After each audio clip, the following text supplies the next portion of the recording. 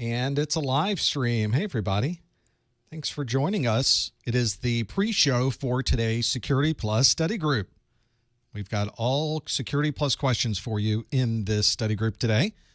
And I am just getting things together. We got about 10 minutes to go, as you can see by the countdown clock there. Start at 12 noon. Hello, everybody. Hey, chat room. I need to pop open the chat room. So let's put the chat room over on this side and put the stream with Stream Health over on that side. Excellent. I wish the chat bar would just go away. But that's not a problem. We're good to go. Hey, chat room. Hey, everybody. Thanks for joining us. We've got all questions in the first hour, and then I'll open up the phone lines, and you can ask questions of me in the second hour as well. We're just getting going. This is not what the study group looks like. Once I get things going, you'll see me from the front. Hi. Thanks for being here. But right now, I'm making sure we got recordings going. This looks good. Recordings are going down here. I've already done my podcast intro. All of the cameras look good. I think we're in good shape. I have 2 camera inputs that I'm not using. I'm trying to think of new ways to use these camera inputs. So I got to work on that.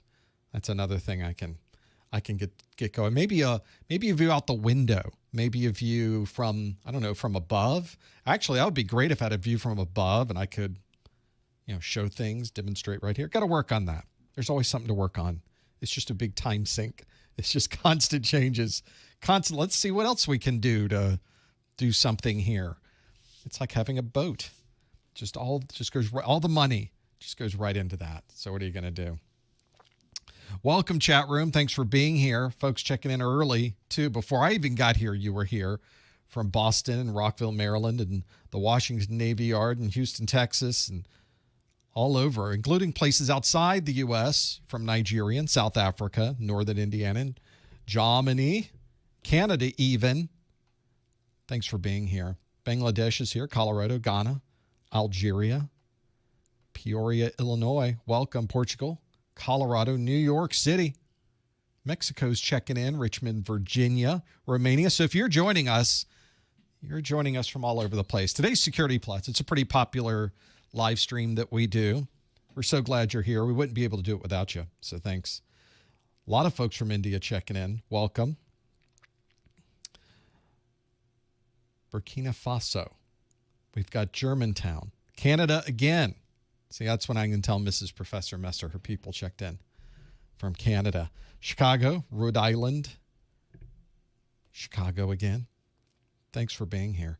We've got plenty to go through here. I've got, in fact, all new questions for Security Plus. I write all these questions brand new every month.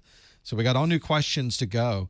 And this month is kind of an odd one because it's like 5 weeks on this month. So I kind of get a 2-week buy period. So this is really the last one before July. And I even think July is one of those that, I don't know, do I skip the first week of July? I'm not sure. July 4th doesn't really work out to be that way.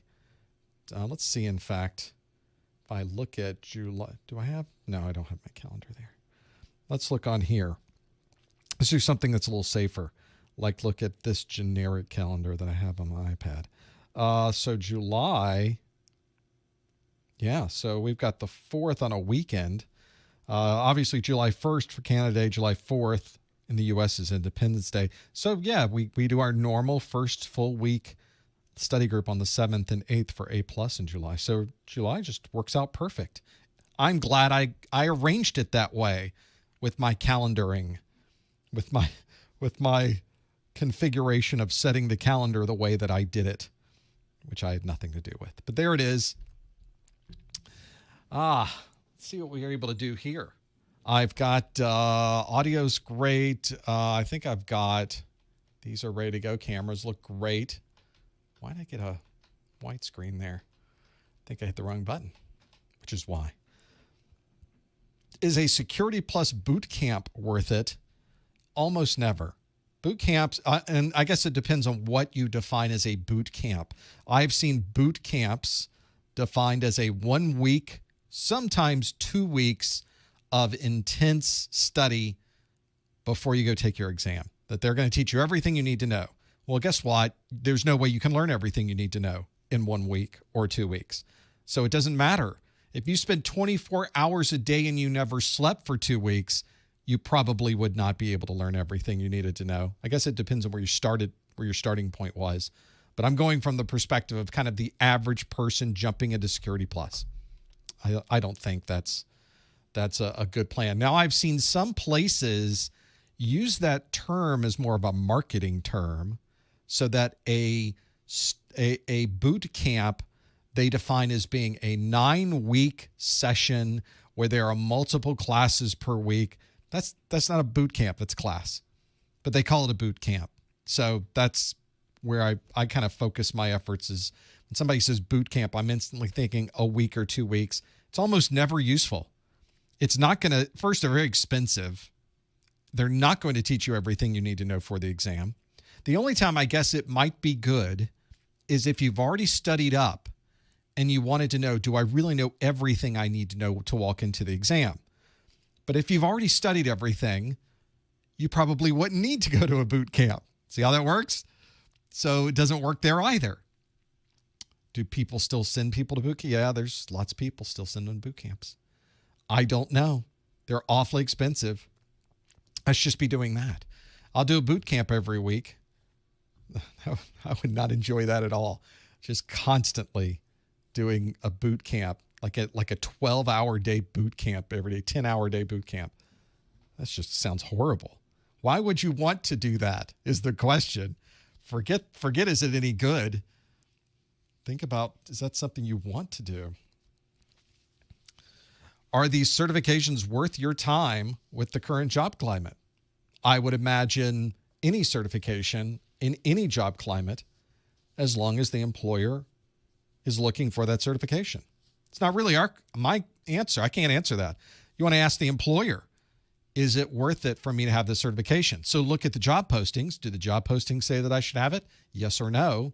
There's your decision. There you go. I think you learn a lot yourself by going through these certification programs.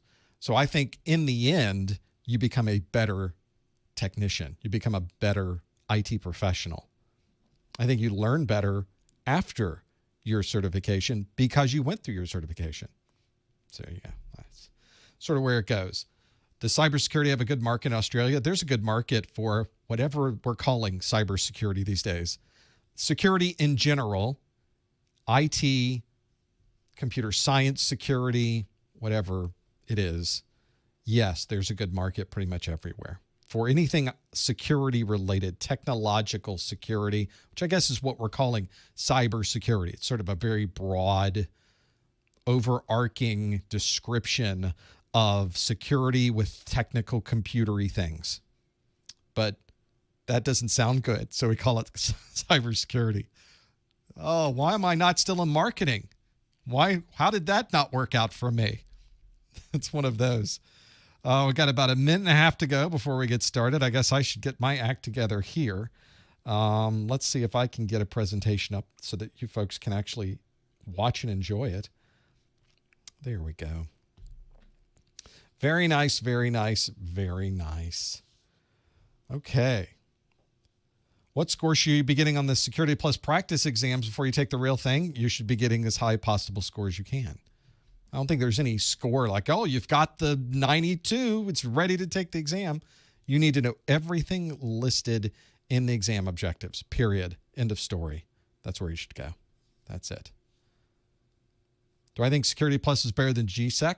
That depends. Is your person who wants to hire you, do they think Security Plus is better than GSEC? If so, then yes. If not, then no. See, it's all relative, right? The value of a certification is what you do with it. The value of a certification has nothing to do with what I say it is. That's the real key. It's not a sort of a non-answer, isn't it? It sounds like I'm trying to weasel out of the question, but I'm not. The perspective of the employer, the perspective of what you're trying to do should really dictate whether a certification is worth your time or valuable to you or not. Some might be, some might not be. Some might be now that would not be later. Depends on where you are in your career as well. And with that, 12 noon, everybody, let's get this thing going. Let's start the study group. What buttons do I push first? It's one of these, right? Here we go. Hello, everyone. Welcome to the June 2020 Professor Messer Security Plus Study Group, coming to you live from our Messer Studios studio. There's a lot going on here. We just had a great pre-show. Talked to everybody in the pre-show about what we're planning to do in this next hour. I'm going to ask you questions that come directly from the Security Plus exam objectives, and you are going to answer those questions with at least the best you can. We're all going to do it online, and we're going to do it together. In fact, this would be a great time to show you exactly how that happens. Here's what you want to do. You want to pop open a new browser window and go to professormesser.com/QA. This is only going to work if you're watching this live, by the way. This does not work on the replay, unfortunately, but you can still follow along on the replay. You'll just won't be able to plug it into the internet as you go. If you go to professormesser.com/QA, there is a question waiting for you on that page. I'll show you what that is in a moment. There's also an app that you can get for this. It is the Socrative Student app. That's the name of the app in your favorite app store. You can download that and have it on your mobile device. It will ask you for a room name. That room name is all one word. It's listed right here, Professor Messer, PROFESSORMESSER. Make sure you spell it right, or there will be nobody in that room, or it will tell you the room does not exist. One of those two things. Now, if you do those things right, maybe you've popped open a new browser window, you went to professormesser.com/QA, then there is a question waiting for you that asks, a system administrator needs to take servers out of production for security patching without affecting application uptime. Which of the following would be the best choice for this requirement? Would it be a proxy, a firewall, a VPN concentrator, an IPS, or a load balancer? So you have a choice of those 5 things. Now, if that sounds familiar, it's a question from last month.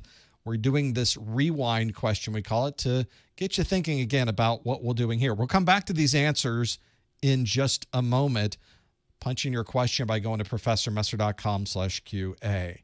Well, thanks for being here. We aren't able to do these study groups without your help, and the fact that you're here and answering these questions is going to help all of us, I think, as we go through it. But we also have other questions that you can answer. I have a weekly Security Plus pop quiz question available on Twitter and Instagram. We also have my entire Security Plus course available on YouTube. You can find those by going to professormesser.com/YouTube, professormesser.com/Twitter, professormesser.com/Instagram. Just type in professormesser.com/the thing you would like to find me on, and you will probably find me there. Have all of those things available. We're going to talk all about Security Plus today. The Security Plus exam as it exists is called the SY0-501. That's the version of the exam that you can take right now. It's an exam that was released on October the 4th of 2017. So we expect this exam, it usually gets retired about 3.5 years later. So we expect the retirement date will be somewhere around March of 2021. Now that's in a normal year. Now, as we're probably aware, if you're watching this on a replay, or certainly if you're here live, 2020 not really a normal year, as it turns out. So I don't know if these dates will change. I don't know if they'll be sooner or later. I don't know. We'll have to see what CompTIA tells us. We're just going based on what they've done in the past. So keep watching as you get closer to those dates. Keep checking in with the study groups as you get closer to those dates, and you'll be able to see what the idea is behind when these dates might change for any of these certifications. It's a single exam you have to take, which is kind of nice. The single exam is 90 minutes. You could get as many as 90 questions. You get fewer than 90 questions as well. We also can see that it's on a scale of 100 to 900, and you have to make a 750. It's confusing, isn't it? I think they mean for it to be confusing. Nobody else can really duplicate that. But one of the things you just have to remember is there's no way to count the numbers. There's no way to know how many questions you have to get right. Just do the best you can, and we'll be able to talk about that. The questions that you get on the exam will be a combination of primarily multiple choice, but there will be a handful of questions at the beginning that CompTIA calls performance-based questions. We'll talk about that in just a moment.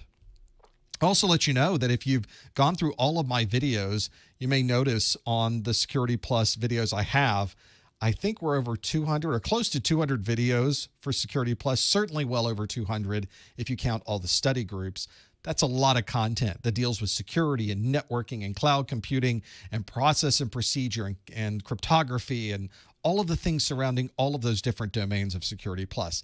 It is an extensive set of videos. I cover every topic from every bullet in the exam objectives. So one of the things that I have done on this is I've created a set of course notes. These course notes cover everything from every video I have. I take all of the charts, all the graphics, all of the text, everything that's important, and I put into the study group or into these course notes. The course notes are available in the digital form you see on the screen and the physical form that you see up here that I'm holding. It's exactly the same information. It's just a physical book form of this. The physical book form is one that I ship to you, but while I'm shipping it to you, you get access to the digital ones for free, which is kind of nice too.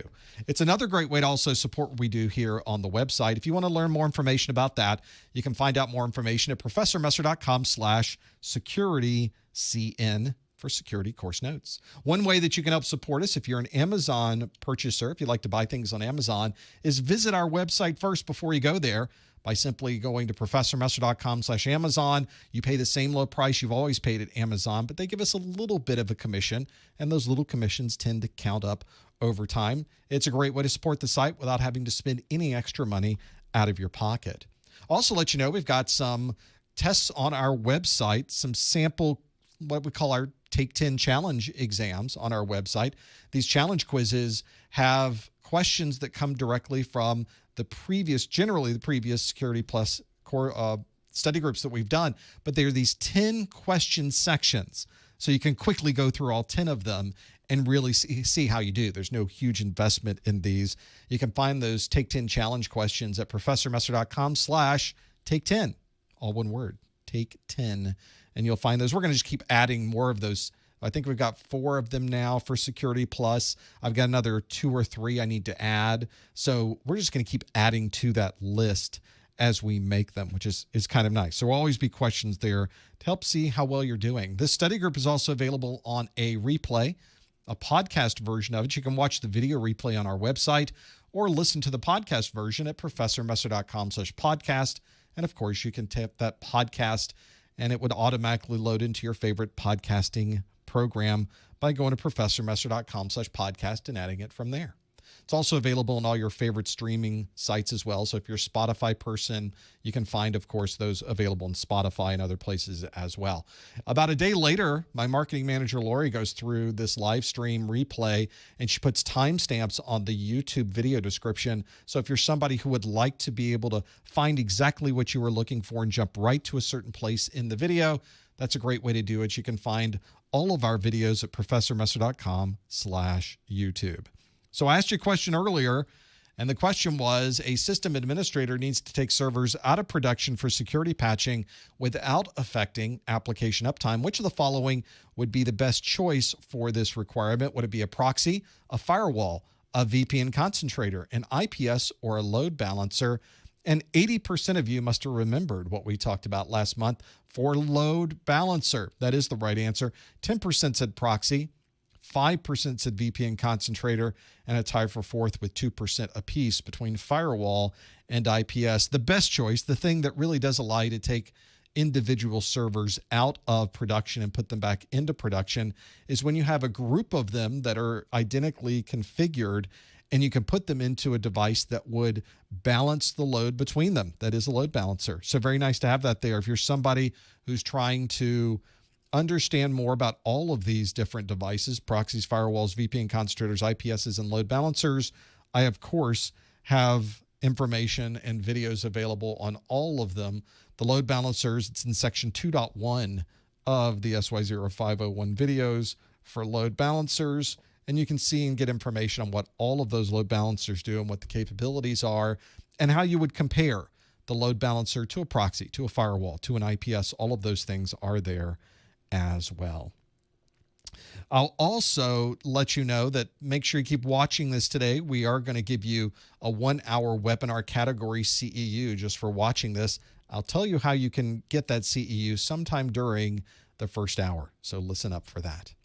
One of the things we like to do on the study group, our first new question of the study group, is to do a performance-based question.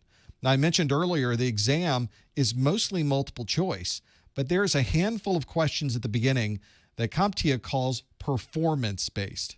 And what they mean by performance-based is that it is anything but multiple choice. That's all that really means. It could be a matching question. It could be a fill in the blank. It could be putting you at a command prompt and asking you to perform a function. It could be a drag and drop. You could be putting things in order from highest to lowest or fastest to slowest. There's quite a bit to go through. So that's one where, of course, we need to be familiar with what we may be faced with. So let's see how you do. I have a performance-based question. There's always a brand new performance-based question as our first new question of the month. Our question this month for a performance-based question asks, we need to categorize these 6 things as data in transit, data in use, or data at rest. So those are the 3 categorizations of this data: data in transit, data in use, or data at rest. And I'm going to step through all 6 of these and tell you what they are for the people that are listening on the podcast and for those of you watching as well. The first, for option A, is an internal database contains employee salary information. Is that data in transit, data in use, or data at rest? Option B, an application evaluates a credit card checksum. Is that data in transit, data in use, or data at rest? So we'll have 6 of these when we're done. If you can't figure that one out already. The third on our list, a document with credit card numbers is sent across the WAN. Data in transit, data in use, or data at rest? The fourth on our list, an employee time card information is transmitted over a VPN. Fifth on our list, financial data is encrypted before transmitting. And then lastly, a user's laptop protects data with full disk encryption. So there you go. You've got those 6 options to go through. If you think you know what the answers are, please do not answer in the chat room. No hints in the chat room. We want to go to the link that's on your screen, professormesser.com/QA. Lock in your answer. Again, that's a link that's only going to be available if you're watching this live. And I guess you could use a T, a U, or an R for transit, use, or rest if you wanted to shortcut this so you wouldn't have to type it all in. It's a fill in the blank question online as you're putting these in. So for those of you listening on the podcast, again, let's go through all 6 of these. An internal database contains employee salary information. An application evaluates a credit card checksum. A document with credit card numbers is sent across the WAN. Employee time card information is transmitted over a VPN. Financial data is encrypted before transmitting, and a user's laptop protects data with full disk encryption. So hopefully that can help you. Some of you in the chat room are asking about ways to take your exam. Yes, you can take your exam, of course, in a testing center if one's open in your area, or of course you can take your tests online. It's all the same. They'll proctor you in both places. You have to have a webcam. They'll probably chat with you if your room is not set up the right way. Have all of those things there. They watch you the entire time over the web. This is where we are with technology, right? Why wouldn't we do this testing over the web? We just have to make sure that you have a webcam so they can watch you, see what's going on. They kind of lock down your screen. They lock down your computer, and now your computer, all it can do is take this exam. And they record it. It's recording every moment that you are live. The entire exam is recorded. So that's one of those. This is Pearson VUE that does this. So it's a service called OnView that does this. So for those of you familiar with that, if you've taken a Pearson VUE online exam before, it's the same thing. Same exact scenario to do all of those. So if you've taken a Cisco exam online, it's the same process. Or if you're planning to take a Cisco exam, you'll now know how it works for those. Let's see how you did with this one. Data in transit, data in use, or data at rest. Let's step through each one of these and see if we can figure out what they are. The first one is an internal database contains employee salary information. An internal database containing salary information, what's in the database really doesn't matter. The fact that we have data in a database is the thing that matters. That is data at rest. Data at rest is data that is stored on a storage device. I guess it's resting there. It's one of those that it's a term that's very specific so that when we talk about the state of that data and how to protect it, we know that we can talk about that data as being at rest. It's being stored somewhere. It's not in a CPU somewhere. It's not going across the network. It's data at rest. The second on our list is an application evaluates a credit card checksum. If you've ever looked at credit cards, the numbers aren't random. those numbers do have a particular checksum that is used. And very often, if you're typing a credit card number into a website, you may have seen this before. If you type in the number wrong, it says, nope, that's not a credit card number. And you're thinking, how'd they know that? Well, because there's a little algorithm, a little formula they can use to determine if that's a valid credit card number, and they can give you that feedback. So they have to process that. They have to figure out, is that a valid number? Let's do some calculations. And because they're doing that calculation, that data is in use. Data in use is one that is in the memory and CPU of your computer. You're actively performing some type of action to that data. That is data in use. Third on our list is a document with credit card numbers is sent across the WAN. Well, that's always good to have a document with credit card numbers. As long as it's encrypted, I guess we're okay. But that is a description of the data as it's going over the network. That is data in transit or data in motion. You'll sometimes hear it referred to both of those.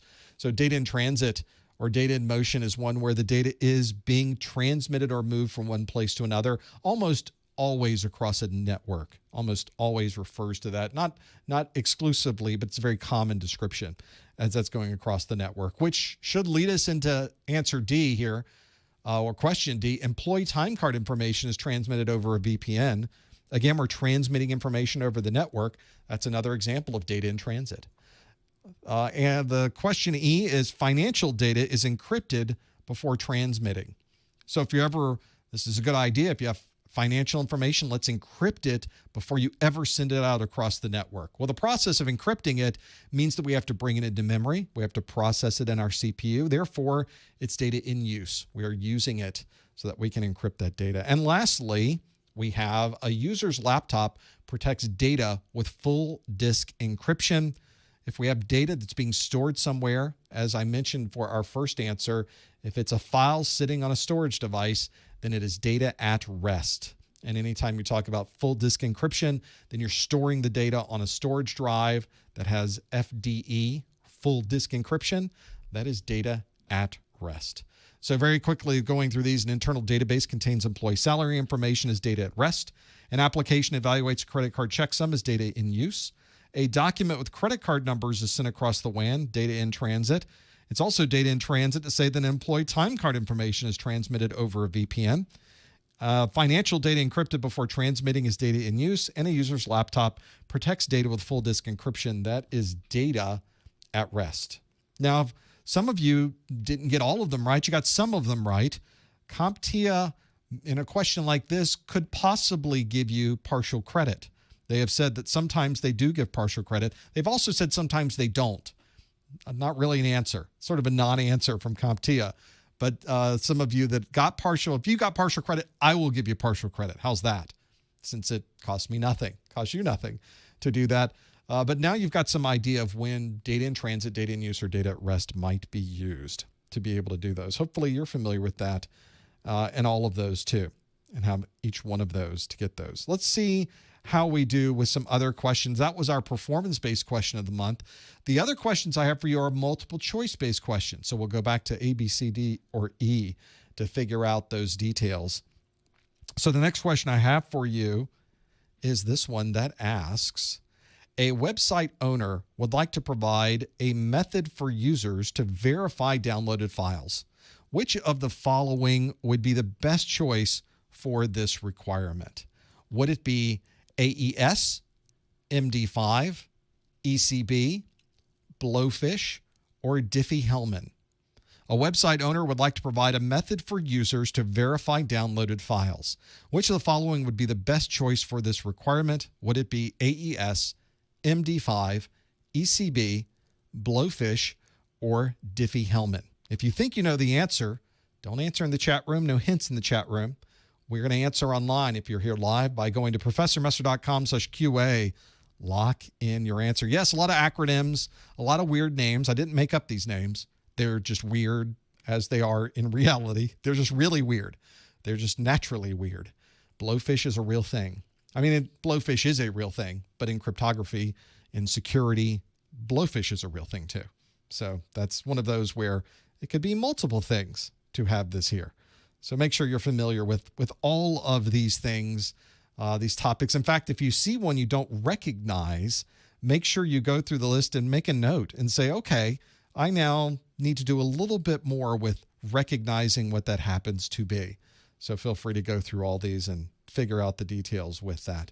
See if you happen to know. In fact, if you can go through each one of those answers and in each one of them figure out, oh, okay, I need to know, or I know what that thing is. So you can say yes or no to that particular answer. So I didn't make up any of these, I guess is what I'm trying to say. They are all things you should recognize, but do you recognize them? So that's the real question. Are acronyms key to passing the test? I would say acronyms are key to working in this industry. Forget the test part. You think that's bad? Absolutely, you should be very familiar with acronyms. Not necessarily to know the name and the letters, to understand that on these letters what the letters mean, but you need to understand also that it's important to know what those things do. Just knowing the name of it is not that important. You really want to understand more about what's going on there. So absolutely be familiar with that. Let's see how you did. A lot of people have locked in their answer to this one, so I'm hoping we do very good. The question asked, a website owner would like to provide a method for users to verify downloaded files. Which of the following would be the best choice for this requirement? Would it be AES, MD5, ECB, Blowfish, or Diffie-Hellman? And 61% of you say it's MD5. But why is it MD5? That's the real question. Knowing what MD5 is does not help you understand the question better. There's a good example of the acronym piece. And if you have the exam objectives, all of the acronyms are in the exam objectives. There's a whole section in the back. So knowing that MD5 and what MD5 might stand for, what AES might stand for, doesn't really help you here. 17% of you did say it's AES. 11% said Diffie-Hellman. 6% said ECB and 5% said Blowfish. Pretty much a tie for this. So the real thing that I guess MD5 might help you a little bit, MD5 is message digest. And if you knew that the message digest algorithm, the version that I have listed here, which is MD5, is one that is probably one of the most common or the most recent versions of the message digest. We don't really use MD5 much anymore because we did find some collisions and some cryptographic issues with MD5, so that it would not be one that we would use for mission critical type purposes. But you still very commonly see MD5 used for things like verifying that your download was correct. It's a great thing to use for that. MD5 is a hashing algorithm. That's why it's so beneficial for doing that. It, in fact, in the entire list of things we had available, it is the only one that is a hashing algorithm. And that is the real key to understanding this question, is it's asking you which one of these is a hash. Which one of these would you use to be able to understand or qualify or validate a hash that has been created from a downloaded file?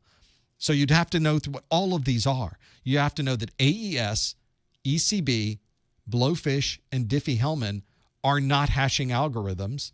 It might also help you to know that AES, ECB, and Blowfish are methods of encryption or making things confidential.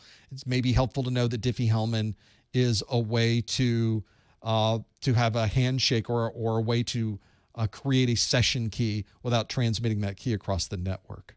So the real key to this question is knowing what those things are, knowing what they do. So the question someone asked earlier in the chat room, is it important to know that MD5 stands for Message Digest? Not really, actually, for this question, unless Message Digest rings a bell for you. The electronic code book is ECB. Does that really help you this question? Not really. Doesn't help you much at all for this. The advanced encryption standard, does that help you? Maybe a little bit, but it really doesn't help you answer what the question was asking about. So that's why I tell you, don't spend all of your time with flashcards trying to go ECB, electronic code book. That's not going to help you on this exam very much. Might help you a little bit, but it's not going to do a lot for this kind of question. And I would tell you, this kind of question, very similar to the style of question you might get on the exam. They're not asking you for a definition. They're not asking you for a piece of trivia. They're having you step through a problem and determine what the answer might be based on those things. So that might help you with these.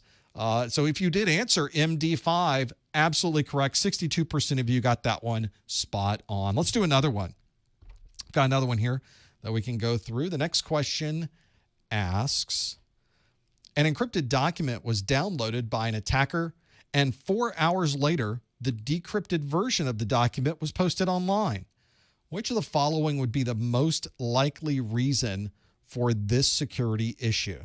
Would it be an invalid digital signature? Would it be a weak cipher? Would it be a race condition? Would it be an end-of-life vulnerability? Or would it be untrained users? An encrypted document was downloaded by an attacker, and 4 hours later, the decrypted version of the document was posted online. Which of the following would be the most likely reason for this security issue? Is it an invalid digital signature, a weak cipher, a race condition, an end-of-life vulnerability, or untrained users? If you think you know the answer, no hints in the chat room, no answers in the chat room. You want to lock your answer in professormesser.com/QA. This was a question I kind of stole from actual life. There was a story when I was writing these up, there was a story that came out that was something very similar to this, that information had been taken from a company's database and it ended up online very, very quickly. So this is one where I thought, well, why did that happen? And as it turns out, I'm writing questions for a study group right now. Let's throw this one in here. So this is ripped from the headlines, as they say. Hopefully this is one that you are familiar with, some of these ideas, figuring out the details. This is one you don't want to have to worry about either, to have all of those things there. See if you happen to know what that is and those different pieces of it. So hopefully that will help you too as we're going through. Do we know what the answer was? Was it a valid digital signature? Was it a weak cipher? Was it a race condition? Is it an end-of-life vulnerability, or is it untrained users? Maybe with no acronyms on this one. That's a benefit, right? So now the acronyms are thrown out. Now we really have to figure it out for all of these things. So hopefully this is one you'll be familiar with too.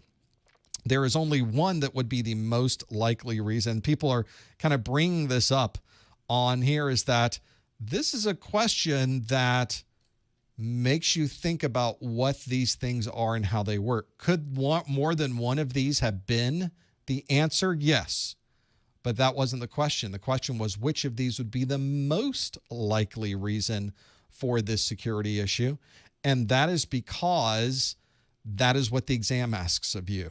They will give you a question with, there may be 2 or 3, or maybe all the answers could possibly be correct, but only one would be the most likely reason. And it goes back to the question itself. So let's break this down and see how you did with it.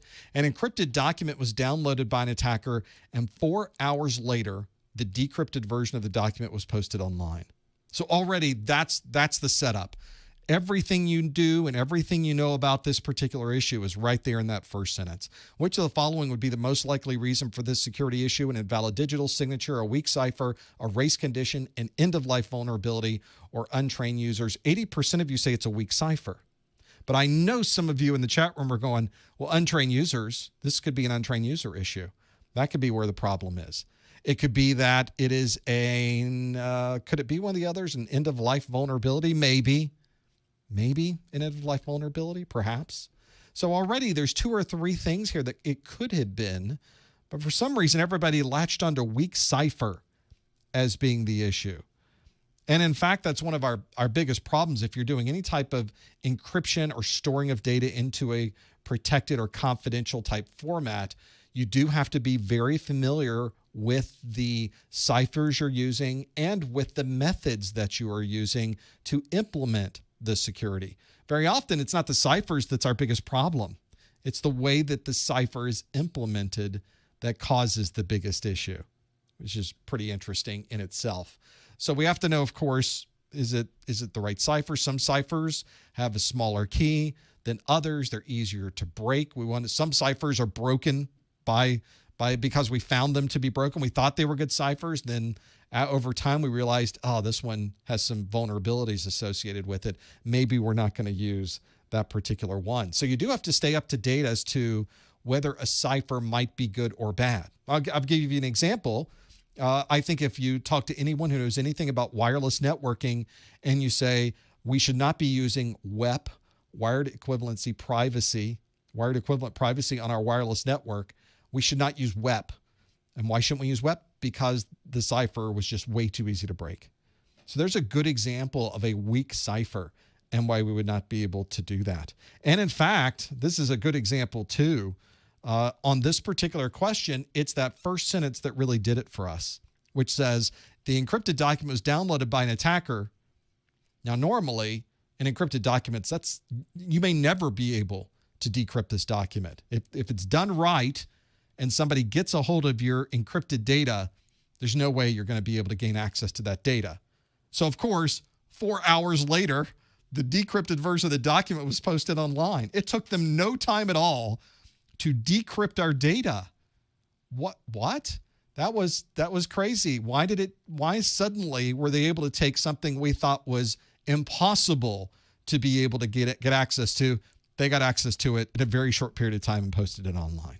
That was it. Well, the only thing in this list, or the thing that would be the most likely reason for that, and really focused exactly on this, is the one that says weak cipher. That is the one that really focuses this. There are other things here that could have been, of course, because this whole process of who used the weak cipher, maybe it was an untrained user. I guess you could go down that road. But here, we don't know that our users were untrained. It could have been that nobody knew the cipher was weak. Suddenly, the day we found out it was a bad cipher was the day they got their hands on this file. So you can't read more into these questions. You can't begin to think about the context of the question. Don't create a backstory of the question. Don't put information into the question that's not there. The question had this much information, which was an encrypted document was downloaded. 4 hours later, the decrypted version was online. Period. What thing fits the best? And the best thing in this list, the only thing in this list that really fits the best, is that weak cipher. An invalid digital signature, in fact, just because a document is encrypted doesn't even imply that it has a digital signature. But even if it had an invalid digital signature, it would still be very easy to decrypt. The digital signature on a file has nothing to do with whether the file itself is something that has been encrypted with a strong cipher. So that has nothing to do with it. A race condition is referring to two things happening at the same time, and perhaps something happening faster than what you might expect it to be doing. More of a programming issue in security. But a race condition has nothing to do with this either. We're not racing to get the data onto the internet. That's not what that means. End-of-life vulnerability. Certainly if the encrypted document had some type of encryption that was end-of-lifing, is there even such a thing? Encryption algorithms tend to go out of favor as our processing gets better.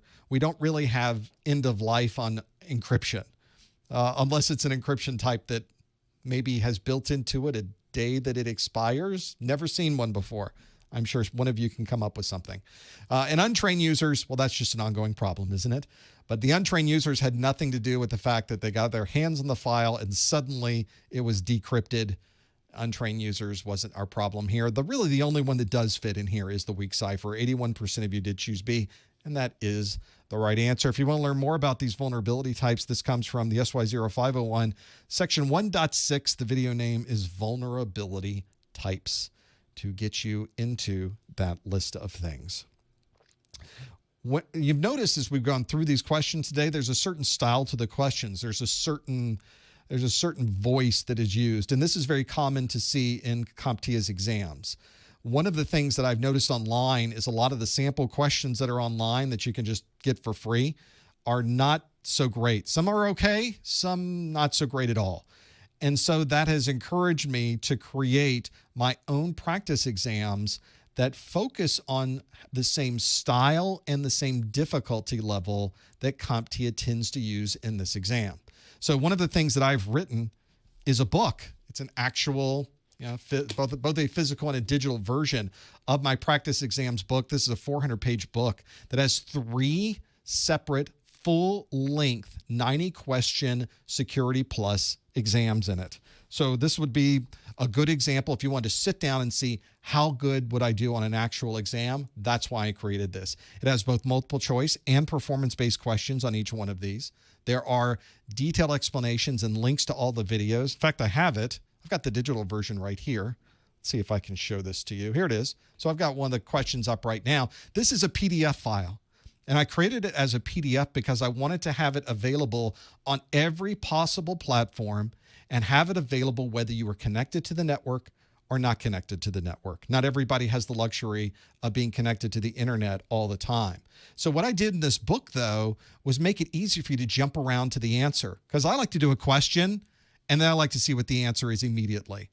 Or I might want to just make a list of the answers I do. I can open up a new window and start putting in what I think the answers are. But let's go through one. So this first one on the list. You've hired a third party to gather information about your company's servers and data. The third party will not have direct access to your internal network, but can gather information from any other source. Which of the following would best describe this approach? Is it backdoor testing, passive reconnaissance, OS fingerprinting, or gray box penetration testing? And you've got the option here where it says quick answer and the details off to the side. Those are links in the PDF. So if you want to see the details are actually on page like 200 and something. But by clicking this, actually page 58, it goes directly to page 58 where there's the question again, and it tells you the answer is B, passive reconnaissance, and gives you the explanation of why that is the right answer.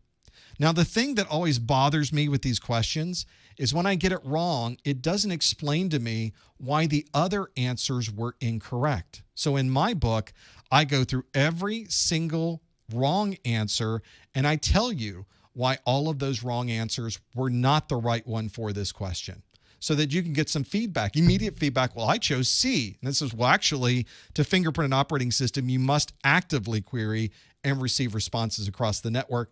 That is contrary to what the question was asking about. So all of these are there. Also at the bottom of this, I give you a more information link. So if you'd like to watch the video that talks about the topic that is described in the question, there's a link right to the video. If you're getting the physical book, there's a QR code. In fact, if you've got your phone available right now, pop open your camera, just point it at the screen. You don't have to take a picture. Just point it at the screen and you'll notice your camera will go, oh, that's a QR code.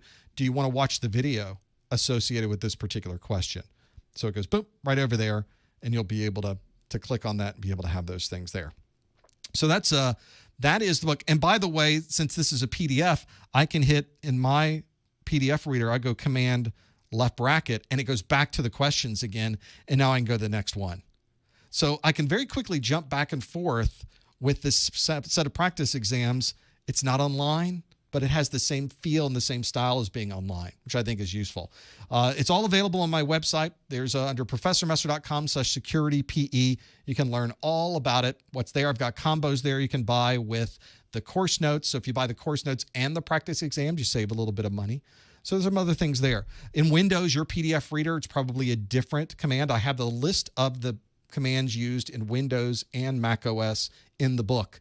So there's a section in the introduction on how to use this book where I documented that. So if you're in Windows or if you're using a PDF reader that I don't use, check your PDF reader. It'll tell you what the back button is for your PDF reader to have this here. So plenty of questions there to go through 3 full exams to have this there. It's not a Kindle book. It's a PDF. I guess if your Kindle is a PDF reader, you could read it in the PDF. Kindle doesn't make for a very good PDF reader, though, does it? But most tablets certainly would. I do it on my tablet all the time. Alt-left arrow on Windows, I guess on some Windows PDF readers, depending on what you're there. Give that a shot. See what you think. It's the set of questions and practice exams I wish I had when I was studying for my certifications, because I tried to cover everything in the list. Hopefully you'll find the same thing at professormesser.com/securitype. Let's do some more questions. We've got time for more. Here's the next question on our list that asks, a security administrator would like to maintain a centralized record of events from all switches, routers, and servers. Which of the following would provide this information? Would it be network access control? Would it be firewall? Would it be proxy? Would it be SIM? Would it be data loss prevention? 5 real things. A security administrator would like to maintain a centralized record of events from all switches, routers, and servers. Which of the following would provide this information? Is it network access control, firewall, proxy, SIM, or data loss prevention? Think you know the answer? Lock in your answer. Figure out those details at professormesser.com/QA. Yes, by the way, people asking in the chat room, the questions in the book are all brand new questions you have never seen before. I've never done them online. They are all questions I wrote to be brand new, and they've all been written to have a similar style, a similar feel, and a similar difficulty level as the actual exam. You've never seen these questions in a study group. You've never seen these questions on my Take 10 challenge. You've never seen the questions before. They're all brand new. If you buy the hard copy version of the book, you get the digital version for free. So while you can purchase the hard copy version, it's a little more expensive because it's a physical piece of dead tree. But while you're waiting for this to be delivered, you can download and start using the digital version immediately. So that's kind of a nice thing to have there. So that's why I thought if you get these books, it's kind of nice to have the digital version there too. So you can put it on all of the devices wherever you happen to be. So if you're not in a place where you can't pull out the physical book, you can open your phone, have a look at that, all the pieces there. How do I come up with all the questions on my own? I sit in front of this computer all day and I write. That's how I do it. I write every single one of those. It's physically writing all of that content and getting it. It's a book that literally took months to write. So that's can give you a perspective. Let's do more questions today. Let's write down what the answer is. Let's put an explanation of what the answer is. Let's put an explanation of what all three of the wrong answers is. Let's put the link to the videos. Let's put it into the document so that it will jump to the right page. All of that is there to have all of those pieces. So plenty to look at and have the capability. Yeah, it takes time. It takes a long time. Can you download it on Amazon? You cannot. It's not available on Amazon. So sorry. It's a PDF file available from my website, professormesser.com/securitype. Security practice exams. What's there for all those pieces? Let's see how you did with this one. I think this one's a gimme, but sometimes it doesn't work that way. But it's an important topic to know for the exam. So let's see how we do. A security administrator would like to maintain a centralized record of events from all switches, routers, and servers. By the way, a very common thing to have in almost anybody's environment. Which of the following would provide this information? Would it be network access control, a firewall, a proxy, a SIM, or data loss prevention? 79% of you say it's a SIM. That's what it is. Again, we get the acronyms, don't we? Security information and event management. If you have anything to do with logs, anything where you're going through the process and trying to figure out, do I have a place to consolidate everything into one single place? That's a SIM. Very common for the security people to have a huge array of storage drives, or at least a large storage device to be able to have this here. The SIM is the centralized component that is both a data collector, so it's bringing in all the data and storing it into some type of database, but it's also aggregating the data, it's putting it into a report format, it's correlating data together, it's providing reports and forensic analysis. SIMs are usually a pretty advanced type of environment to work through. So this is one where if you're ever in a place where somebody says, oh, we just got a SIM, you're thinking, oh, wow. So you're pulling in tons of data from all these firewalls and switches and routers and servers and who knows what else, VPN concentrators, anything else you got on the network, it's all going in there to be able to work through these. Now, what I didn't mention here, but somebody in the chat room mentioned, was syslog. Well, how does this fit with syslog? Syslog is a very standard way of transferring log files across the network from one device to, very commonly, a SIM. Think about it. You've got switches made by Cisco, you've got firewalls made by Palo Alto Networks, and you've got servers that are made by Microsoft. None of those things are like each other. All three of those are from very different companies. They all have very different types of logs inside of them, but we still need all of that log data. If I can get all the log data back to one place, I'll parse it out and I'll start trying to correlate these things together. But how could I come up with a standard way to pull the log data all the way back to the SIM? That's what syslog is for. So syslog is very useful to have that capability. So if you're using a switch or a router or server or firewall of any kind, there's very commonly a capability to turn on syslog and have that information transmitted to a SIM using the standard syslog format. So that's what that is. So if you see syslog, that's referring to, and the SIM is the endpoint where all those logs are going to. Pretty important to have those there, capabilities. Especially for something like this, it's a critical part of anybody's security infrastructure is to have a SIM and have somebody that really knows how to use it so that you can really watch what's happening on your network. In my video on SIM, which is section 2.1, aptly named SIM, there are some examples of some reports that come directly from some SIM. So you can get an idea of just some nice dashboards that can be created from that centralized facility. Great to have this here. For example, big push just this week where Cisco announced their new SIM. But they're not calling it a SIM, but it's a SIM. It's much more than a SIM, and it works. It's across all of our different platforms. It's all the same thing. It's a SIM, but it's a nice one. So a big part of what you'll do if you're going into security, you're going to work with a SIM. So how'd you do? Well, 80% of you said, yeah, I've seen one of these. I've worked with that before. That's what I did. SIM is the right answer. Network access control is a very common way to describe how you give people access to the network. When they authenticate, how do we provide them with a way to get access to what they need on the network? Sometimes that involves just putting them into a VLAN. Sometimes it involves moving them around different VLANs when they log in, depending on what their role is on the network. Network access control and how we use network access control is a very broad term that could mean many, many different things. But it generically is, what do you have access to when you get on the network, and how do we control that? Firewalls don't provide a way to centralize events from all those different devices. Very often they're a device that you are pulling data from, not a device you're consolidating data to. You've got a proxy. The proxy that is here is one that would be used for access, a reverse proxy, a forward proxy. That's not a device that you would maintain a centralized record of events to have all of that there. And then data loss prevention is a way to look at the data going across the network or data that's being stored on network devices to see if perhaps important or confidential information may be leaking out. Data loss prevention prevents that from leaking out. Again, not something that would centralize records of events from many different kinds of devices.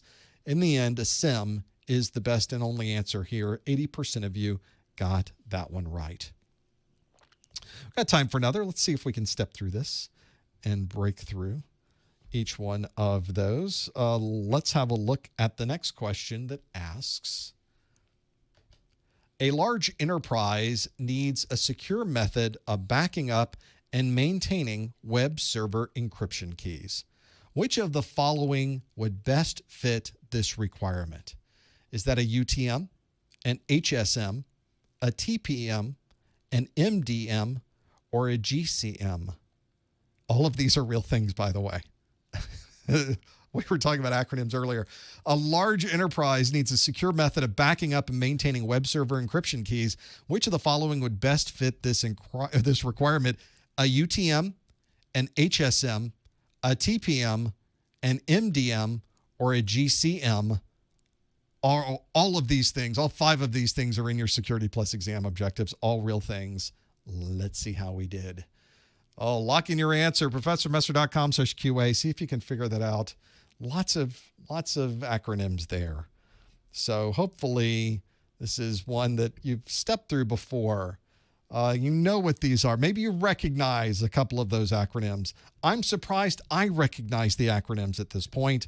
They just blend together after a while. One thing that's very common in our industry is acronyms. It's not unique to IT, but it is very common in IT, probably more so in networking, but plenty of them are available in security, especially since a huge amount of networking. We do tons of networking in IT security. So those are pretty important to have all of that piece there. Hopefully you can recognize some of these: UTM, HSM, TPM, MDM, GCM. In fact, at least 2 of these technologies I was just reading articles about yesterday. So I know that 2 of these you might have run into recently. Maybe 3 of them. to have this here. But there's a lot there you would have to go through. If you don't know, take a guess. Hopefully, that's one where I think that should be a very common thing you should know for the exam. Never leave a question blank. You don't get penalized for guessing.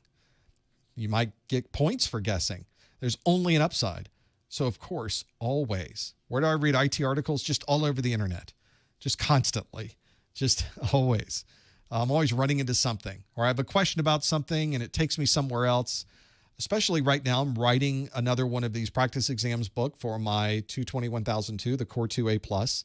So I'm going through that list and thinking, I'll run into a piece of information. I think, how could I use that term?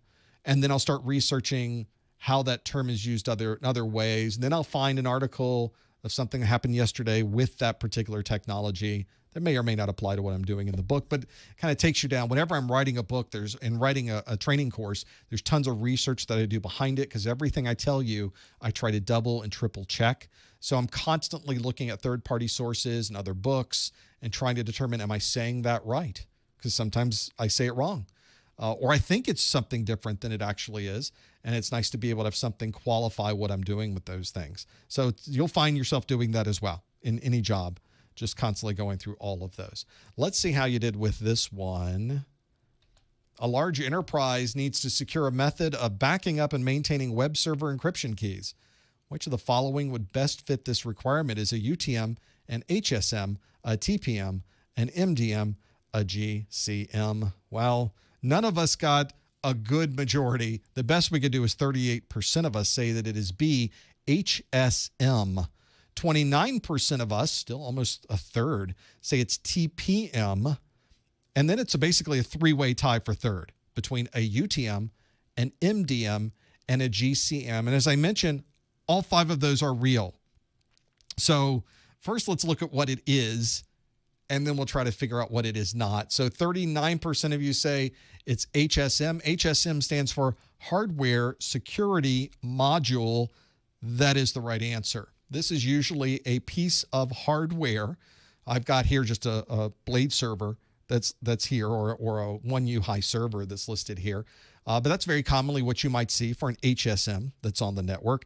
But it's usually a hardened device, and it very commonly has hardware inside of it specific to encryption, because it's sometimes doing quite a bit of encryption, and very commonly used for key backup, certificate backup. Imagine if you have a data center and you are managing hundreds of web servers, and some of those web servers have the same encryption certificates on them. Some are dramatically different. But how do you manage that? How do you protect it?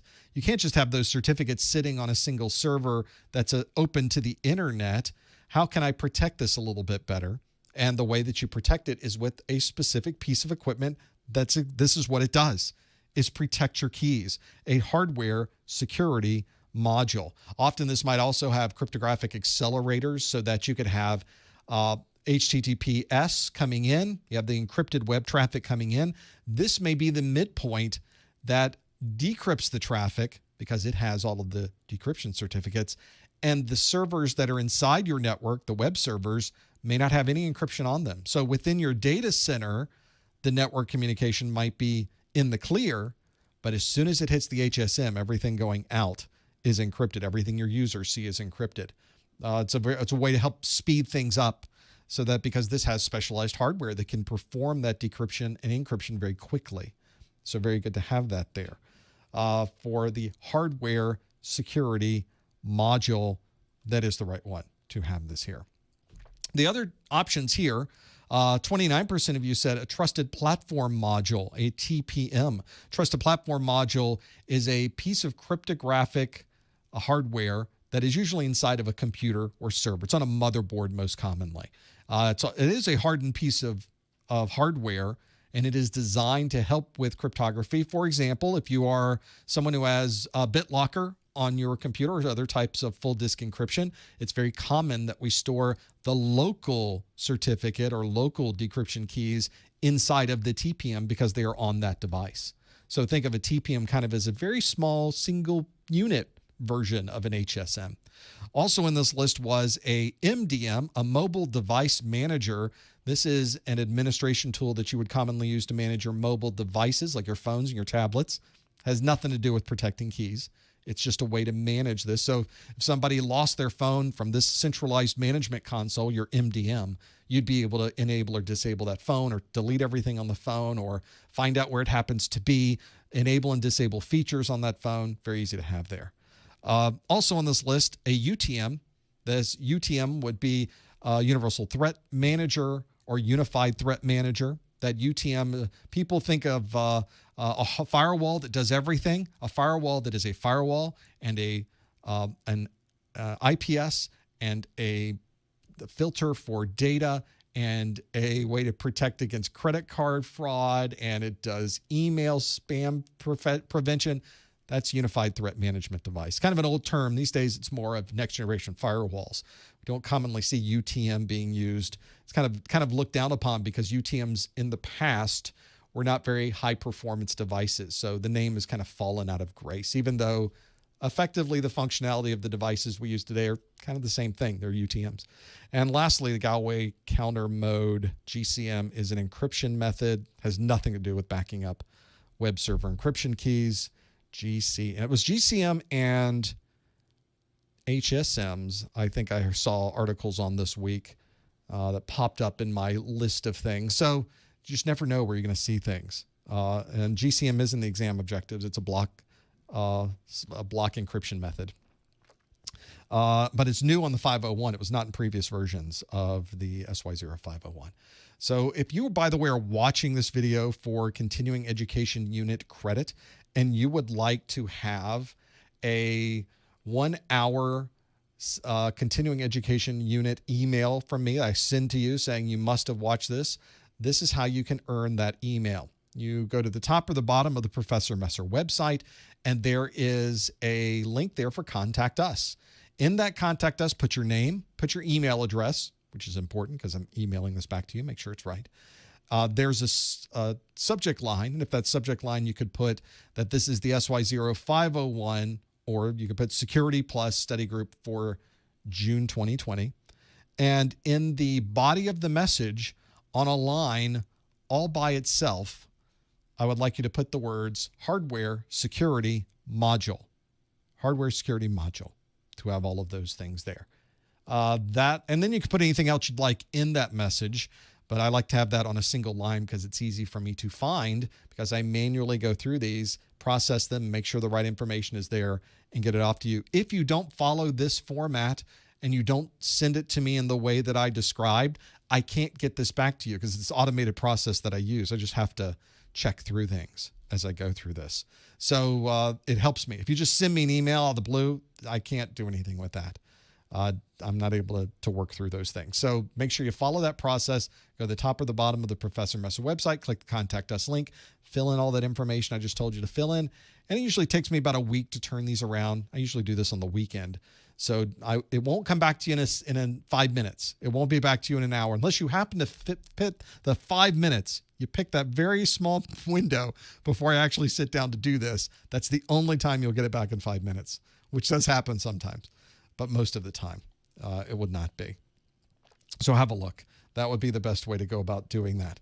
I think it might help you as well when you step through these. We got time for one more. I know it's top of the hour, but let's squeeze in one more question for these and fit through all of this. The next question asks, during login, a user is required to enter a username, password, and group of numbers from a phone app. Every 30 seconds, the numbers change to a different random group of values. Which of the following would best describe this authentication factor? Would it be a TOTP? Would it be a hash? Would it be something you do? Would it be BYOD? Or would it be code signing? During login, a user is required to enter a username, password, and group of numbers from a phone app. Every 30 seconds, the numbers change to a different random group of values. Which of the following would best describe this authentication factor? Is it TOTP? Is it hash? Is it something you do? Is it BYOD? or is it code signing? If you think you know the answer, go to ProfessorMesser.com, lock in the answer. See if you happen to know what it is when you go through there. That might help you as you're going through all of this. This is one where perhaps the answers weren't what you were expecting. Perhaps the answers were a whole different, because each one of those answers is kind of a different thing, isn't it? So I tried to throw kind of a curveball on this one to see if this is something that maybe is what you were thinking, or maybe it was something you were different thinking when you go through all of this. So that's the way you might want to focus on this one as well. Whenever I step through these, I try to give you the same feel, as I mentioned, as the actual exam. And this is kind of a thing the actual exam does, is present you sometimes with a lot of different, very diverse answers that could possibly fit into one of these as well. So that just because you see a certain term that's being used in the question or a certain technology that's being used in the question does not necessarily mean that the answer is going to be what you're expecting. Sometimes the answer is not even close to what you're expecting. There's like 4 answers and it's not even close to what you thought they were going to be. Very common, especially one like this that asks what the best description of this would be, what the most likely option is, what the first thing you should do.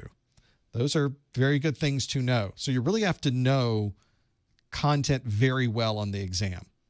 So that's one of those situations where you just never know what type and style you're going to get unless you've gone through some of these and you're ready for it. You don't want to be on the exam and suddenly realize, wow, I wasn't expecting these curveball kind of questions. Well, you should be ready for them now.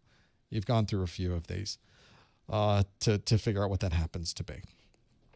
Let's see how we did with this one. A number of you have locked in your answers. During login, a user is required to enter a username, password, and group of numbers from a phone app. Every 30 seconds, the numbers change to a different random group of values. Which of the following would best describe this authentication factor? 72% of you say it's TOTP. 16% of you say that is something you do. And then it drops all the way to single digits, practically a 3-way tie for third between a hash, a BYOD, and code signing. So those are the 5 things that are there.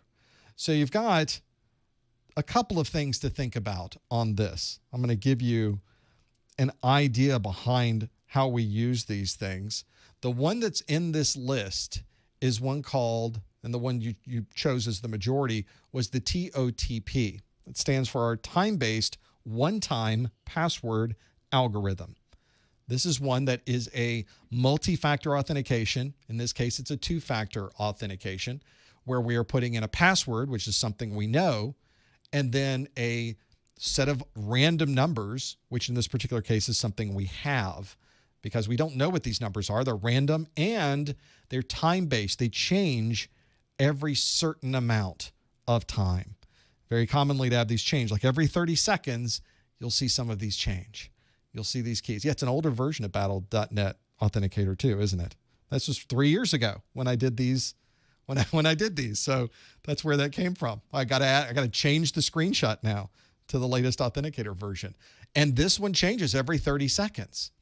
So it's very common that you would be able to put in your username, your password, the TOTP code, and then if you don't get it in fast enough, the code changes. It's 30 seconds. So you'll notice most of these, this one has a green bar on it, and the bar begins to count down to tell you. And if it's like 2 seconds left, you know just to wait 2 seconds so you can get the new one and then keep going through this version of it. That's what that is. It's time-based, one-time password algorithm. You see this used in a lot of technologies these days. In fact, if you've got anything important that you are using, make sure you are using something like this. Here's a newer version of the, I knew I'd add another screenshot. There's a newer version of the Authenticator.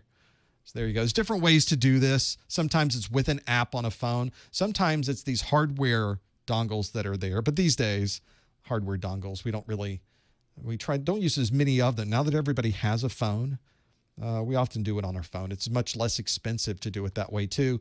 The manufacturers of these hardware dongles, they charge a lot of money for them. So that would not be the right answer. Everybody was spot on with this one.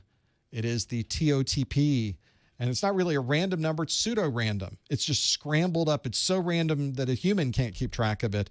But both your machine and the end station, your phone and the end station where this was originally configured knows exactly what the number would be to have that there. TOTP is the right answer. It would not be a hash. A hash is something that is a digest created from an existing piece of information. That's not what we're putting in here. That group of numbers from the phone app is not a hash. Something you do. In this particular case, the group of numbers from the phone app, as I mentioned, is something you have. It's not something you do. A signature is something you do. So if you are signing something, that is a something you do kind of authentication factor. Does not apply here. BYOD, a bring your own device, sort of applies here, but actually we don't know. Maybe this phone came from the company itself and we didn't have to bring it. BYOD means that you are bringing your own phone and the company is managing your phone. That way the company doesn't have to buy the phone. But this question had nothing to do with who owns the phone. So that would not be the right answer either.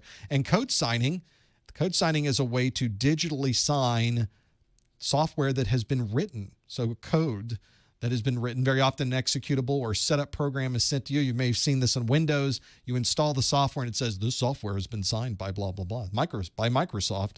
Is that okay?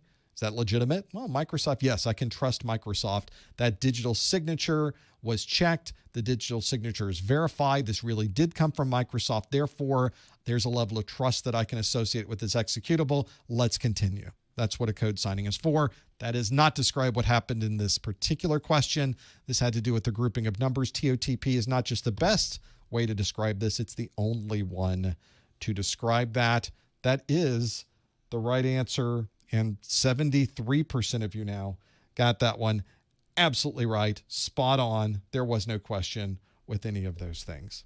All the questions we went through today, by the way, came directly from the CompTIA exam objectives. So if you don't have these objectives, you should make sure you get them right now. Go to professormesser.com/objectives and download them. This should be the first thing you grab, the first thing you look through, the first thing that is your checklist when you start studying. Probably the last thing you should reference before going into your exam. Because if you're able to now go through this list and check off every single one of these, you are ready. And as I mentioned, that huge list of acronyms that may or may not be important, quite honestly, to you. But go through that list and make sure you go through that list and understand what those objectives are and how they apply. Not just what the words mean, but what does that do? And if you can do that, you'll be in much better shape to use this. We do one of these study groups every month. Some folks earlier were asking, when do you do these? How do you know when this is happening? On the right sidebar of my website, on every page is a list of the next events. You can also go directly to the calendar by going to professormesser.com/calendar or clicking the calendar link at the top of the website. Next month in July, we have A+ study groups on the 7th and the 9th. We have a Network Plus study group on the 15th, and our next Security Plus study group is on July 22nd. And of course, you can go back through and look at years of these study group replays. There are new questions every month. I try not to repeat anything. When I repeat something, it's because I literally wrote it twice the same way. I don't go back and pull questions from other study groups. I want it to be different every time. So you can go back over the last year and get a completely different performance-based question on every month of the study group. That was the idea behind that. So feel free to go through that or come back in July. We'll do this again. I love doing these live streams. So, but we're not done. Even though we're through the first hour of me asking you questions, now we start the part of the study group where it's the after show where you ask me questions. So we turn this thing around in the after show. Be sure you stick around for that. Don't forget about our weekly study group question, our weekly pop quiz question for Security Plus on Twitter and Instagram. Go to professormesser.com/Twitter, professormesser.com/Instagram. And don't forget about our Security Plus questions on professormesser.com/YouTube. I'm planning tomorrow to record some new Security Plus content. So you might want to subscribe to the YouTube channel now so that when I finally get those posted to YouTube, you will be informed of that. Make sure you click the bell so you'll know when that's happening. I'm looking forward to adding those. It's kind of weird that I'm adding Security Plus content here near the end, but you'll see why in just a little bit. You'll know why once that gets posted. Don't forget about the Security Plus course notes and my Security Plus practice exams at professormesser.com/securitycn or securitype, or use the links at the top of the page. And don't forget about our Amazon link. Thanks for doing that, by the way. Every little penny counts, helps keep the lights on here, and we sure appreciate it. And thank you for being here and joining us on our study group. We also appreciate you being here live and going along with these questions. Stick around for the after show. We'd love to get your questions from you here. Otherwise, we will see you next time on the Security Plus Study Group. Thanks, everyone. Let me see if I can, here we go, get the phone lines up and running. Most of you can also put questions into the chat room if you're already here. If you're looking at the chat room that is on my website or looking at the chat room that is on YouTube, it is the same chat room. So that's the one that I have in front of me. You probably can't, you'll see that right here, I see your chats that are going by. Can't see because my head's in the way, which is why do I have my head there if you're looking at the back. So right here, I have the chat going there, so I can see all of that. I just need to go through that process. Let me start up the phone lines so that you can call in, then I'll give you an explanation of how you can also call in on the phone lines as well. I have to call in on my own show. It's true. So that's what I'm doing right now, is calling in on my own show. Thank you. Well, you're welcome. I think that was a new person talking. Enter your 6-digit PIN number. That's still redundant, but we're going to go with it. We're going to put in our 6-digit PIN number. Welcome. So that's what I wanted to hear. That means that you are also welcome to call in. You can call in on our phone number. We have a 800 number, a toll-free number in the continental U.S. at 855-785-RJ45. West of the Rockies, 855-785-7545. If you're outside of the continental U.S., you can use Skype to call in for free because toll-free numbers don't cost you any Skype minutes. You just put a +1 at the beginning, making it +1 855-785-7545, and that would also get you here as well. And you can call in. The phone lines are filling up quick. Thank you for calling in with those to have this here. So let me see if I can go through this list of things. And how long do these take to get uploaded to Spotify?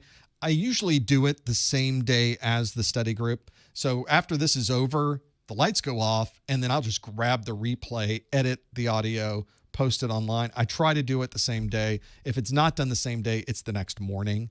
So it goes pretty quick to have that there. So for those of you asking how you can contact me, at the top or the bottom of my website is a link for Contact Us, and that will contact me to be able to do that. And if you are asking questions about how to process the CEU, well, you're going to have to rewind when this is all over and figure that out. I'm not going to tell you how to do that anymore, to go through all of those and figure out the details. That's a good way to email me as well. Apart from the website, emailing me, that's the best way to do it, is from the website. Everything gets funneled to me from there. And if you're a member, you can always open a ticket as well online. Either way, I get my hands on all of those pieces. Let's go to the phone lines and go to the 515 area code. Hi, caller. What's your name? Where are you calling from? Professor Messer, my name is Haider Raza, calling from Iowa. Iowa. Thank you for calling. What can we do for you? Yep. I got quick questions for you. Thank you so much for your time and suggestions. I'm right now preparing for Security Plus. They are very helpful for me. So my first question is, from where, what are the parts from where the performance-based questions are expected? For example, the headings which say analyze or configure or install, are these the topics from where we can expect a performance-based questions? Performance-based questions, I think everybody worries about because it's the unknown we're not comfortable with. Everybody knows multiple choice-based questions. We do those so often. Here's your question, and here's five possible answers. We're all very familiar with multiple choice. Performance-based questions, it's almost like we're worried about what we don't know about. We're scared of the unknown is what we deal with performance-based questions. And almost always people will tell me after the exam, oh, those weren't as bad as what I was expecting. I was expecting something much worse than what we got. They weren't as bad as what I thought. because the performance-based questions can be any style of question that they might ask of you. It might be a fill-in-the-blank question, although on CompTIA's, it generally is not. It's usually a matching question. Today, we did sort of a fill-in-the-blank, I guess, but it's more of a matching is what we did, where you chose data in motion, data at rest, data in use. There were questions on there that might be drag and drop. They might give you a diagram. You might have to drag technologies onto the diagram where it makes sense. There might be questions where you have to put things in a particular order, from highest to lowest, fastest to slowest. So I gave a good example of these. If you go back all the last 12 months of my study group, I give a performance-based question as the very first new question of every study group. So that would already give you a feel for some types of questions you might run into. And we've had all kinds of performance-based questions we do. We've done firewall configurations, which is more of a drag and drop or even fill in the blank. We've done matching. We've done putting things in orders from highest to lowest. You just never know what you're going to run into. But as long as you know the topics listed in the exam objectives, it doesn't matter how they ask the question. You know the content. You know these particular ones. So what I would tell people most often is don't worry about the details of the performance-based questions so much. What you really want to do is know the content on the exam objectives, and then it doesn't matter what's going to happen. So that's really where we focus on these. Is I try to give you a perspective of that. And in my practice exams book, I think is a pretty good example of that. I give you some very common, almost expected types of performance-based questions. And I think there's 15 of them total in my book. It's almost difficult to come up with 15 different kinds of questions, but we managed to do that because it's a performance-based question. It can be really about anything for those particular scenarios. So hopefully that can give you some perspective of what a performance-based question might be. Don't worry about it too much. I think you're going to be fine. Did you have another question? Yeah. So my original question was in the exam objectives, they say install and configure. For example, most of the questions would be from these, other than given us, for example, let's say explain something. I think that performance based will not be something from explain something. It will be from configure or install something. And the other question is, the last question is, so right now I have my master's in computer engineering with cybersecurity focus. I have been getting actively interviews, I got 15 to 20 interviews, but I'm not getting any offers, maybe because of lack of experience. Other than Security Plus, what would suggest me other certifications? After Security Plus, my plan is to get SSCP. So what do you think, what would be your suggestions for entry-level certifications? I thank you so much for your time answering my questions, and your channel is great and it's really helpful for me and everyone. Thank you. Absolutely. My pleasure. Thank you for calling. And great questions all around. I think it's things a lot of people try to figure or struggle with, especially when they're going through this process. So let's talk about the first question you have, which was the exam objectives, because the exam objectives are very broad in the description of things they have here. For example, one that you even mentioned right off the bat, Section 2.0, Section 2.1, install and configure network components, both hardware and software-based, to support organizational security. So if you just read that, you're thinking, wow, I'm going to have to install and configure firewalls, VPN concentrators, intrusion protection systems, routers, switches, proxies, load balancers, access points, SIMs, DLPs, network access control, mail gateways, bridges, SSL accelerators, SSL decryptors, media gateways, and hardware security modules. I'm going to be here 3 years just trying to do this one section if you have to install and configure these. Now, fortunately, the exam objectives are speaking very broadly about installation and configuration. What they really should be saying more specifically is understand the scenarios where you would need to install and configure these network components. They're not asking you to understand the nuances of bringing a box in, putting it in a rack, turning it on, assigning it an IP address, installing the latest software, configuring it with all of its configuration settings, configuring certificates, setting up routing protocols, configuring interfaces, plugging it. They're not talking about that. They're really talking about if somebody says to you, you need some way to allow people who are remote to your company to be able to access internal resources, but do it over an encrypted tunnel, what device would you install and configure? Well, for those of you that have had to deal with this in the last few months, that would be a VPN concentrator. So that's where this particular exam objective is really focusing on. They want you to understand, given a scenario, which one of these would you choose to install and configure, not necessarily how you sit down at a keyboard and what do you type in. Because I've seen people to go through this process of, now I have to understand how to configure a Cisco router. Now I have to understand how to configure a Cisco switch. Now I have to understand how to configure a Palo Alto Networks firewall. No, you don't. Don't do that. The exam's not going to ask you that level of detail. They're really asking you from a very high level when you're planning this. Think of yourself as a designer of what goes where. You've got this big network to protect. What do you put into this network for this particular function? So that's what they're really focusing on, which I think is good news for most of us. That way you don't have to worry about this piece.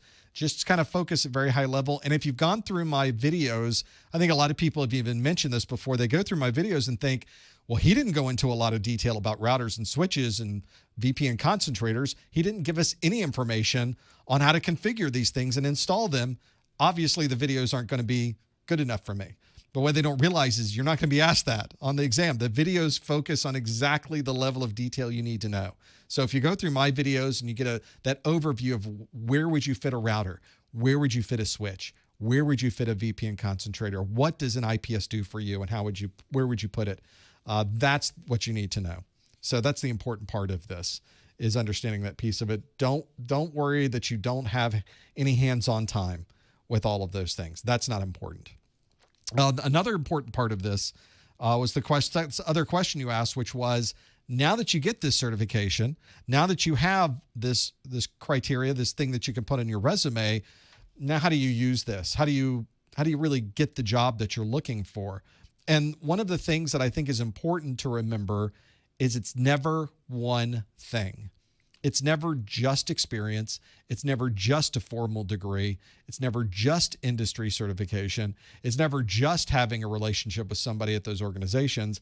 It's a combination of those things. So if you're somebody who's trying to get that job and you're just going out on the internet and finding postings and you're lobbing in a resume, that's a very low quality, low performing way of trying to get a job.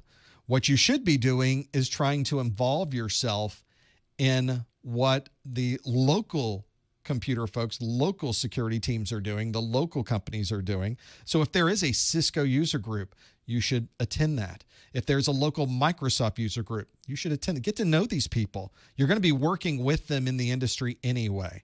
So one of the things I recommend to everybody is get a relationship with the people that are already there. I know that's difficult to do, but you need a good LinkedIn page all ready to go. You need a set of resumes you can send to somebody at the drop of a hat, because when you meet these people at these user group meetings, you say, I'm looking for a job right now. What type of criteria does your organization look for somebody who wants to do this kind of work? And they'll tell you, oh, we want somebody who does this. They're familiar with this. They have this piece of it. But they very often will even tell you, please send me your resume, because if they send the resume in internally, they might get a finder's fee because they didn't have to go outside the company for that. And now you know somebody who works there. So if you go in on an interview and go, yes, I know Mike because we go to the user group meeting. I met him at the Cisco user group meeting and we talked about the technology you use here and what you're looking for. There's a connection there.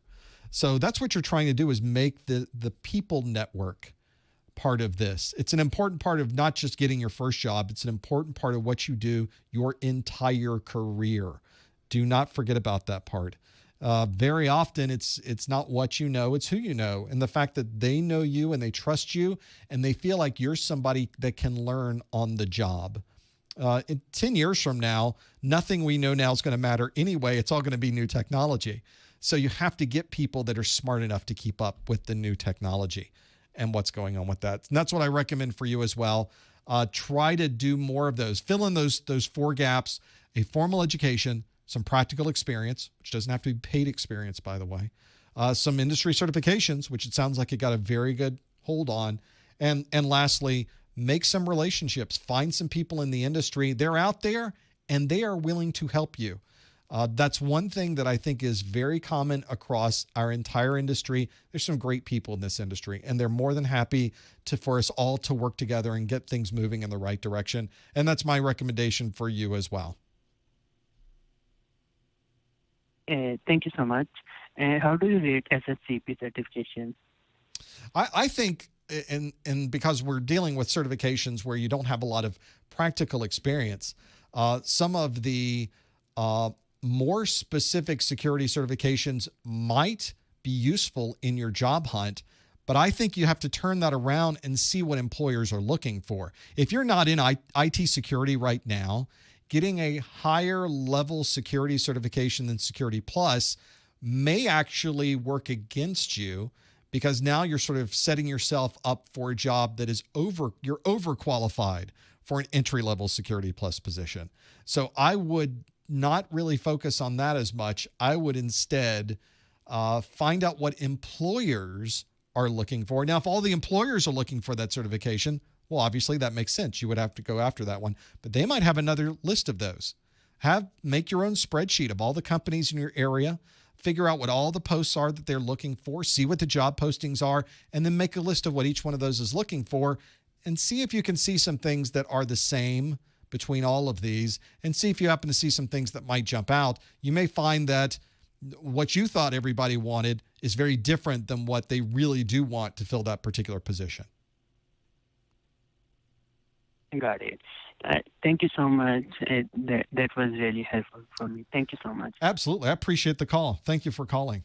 One of the things that I find is important when doing that job hunt, and this is very top of mind for me, because my daughter just got her IT degree. She got a 4-year IT degree from a university, which is unusual.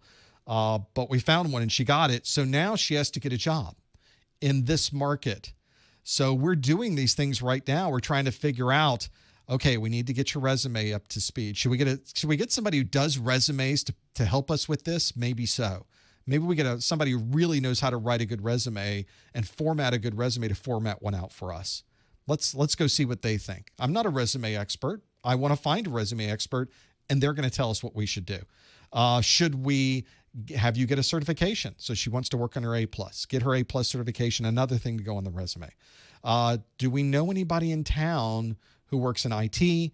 Where's the Cisco user group? Where's the Microsoft user group? Do you even want to work in town? Would you like to move to a different city? Now's the time to do it. Do you want to move to a different country?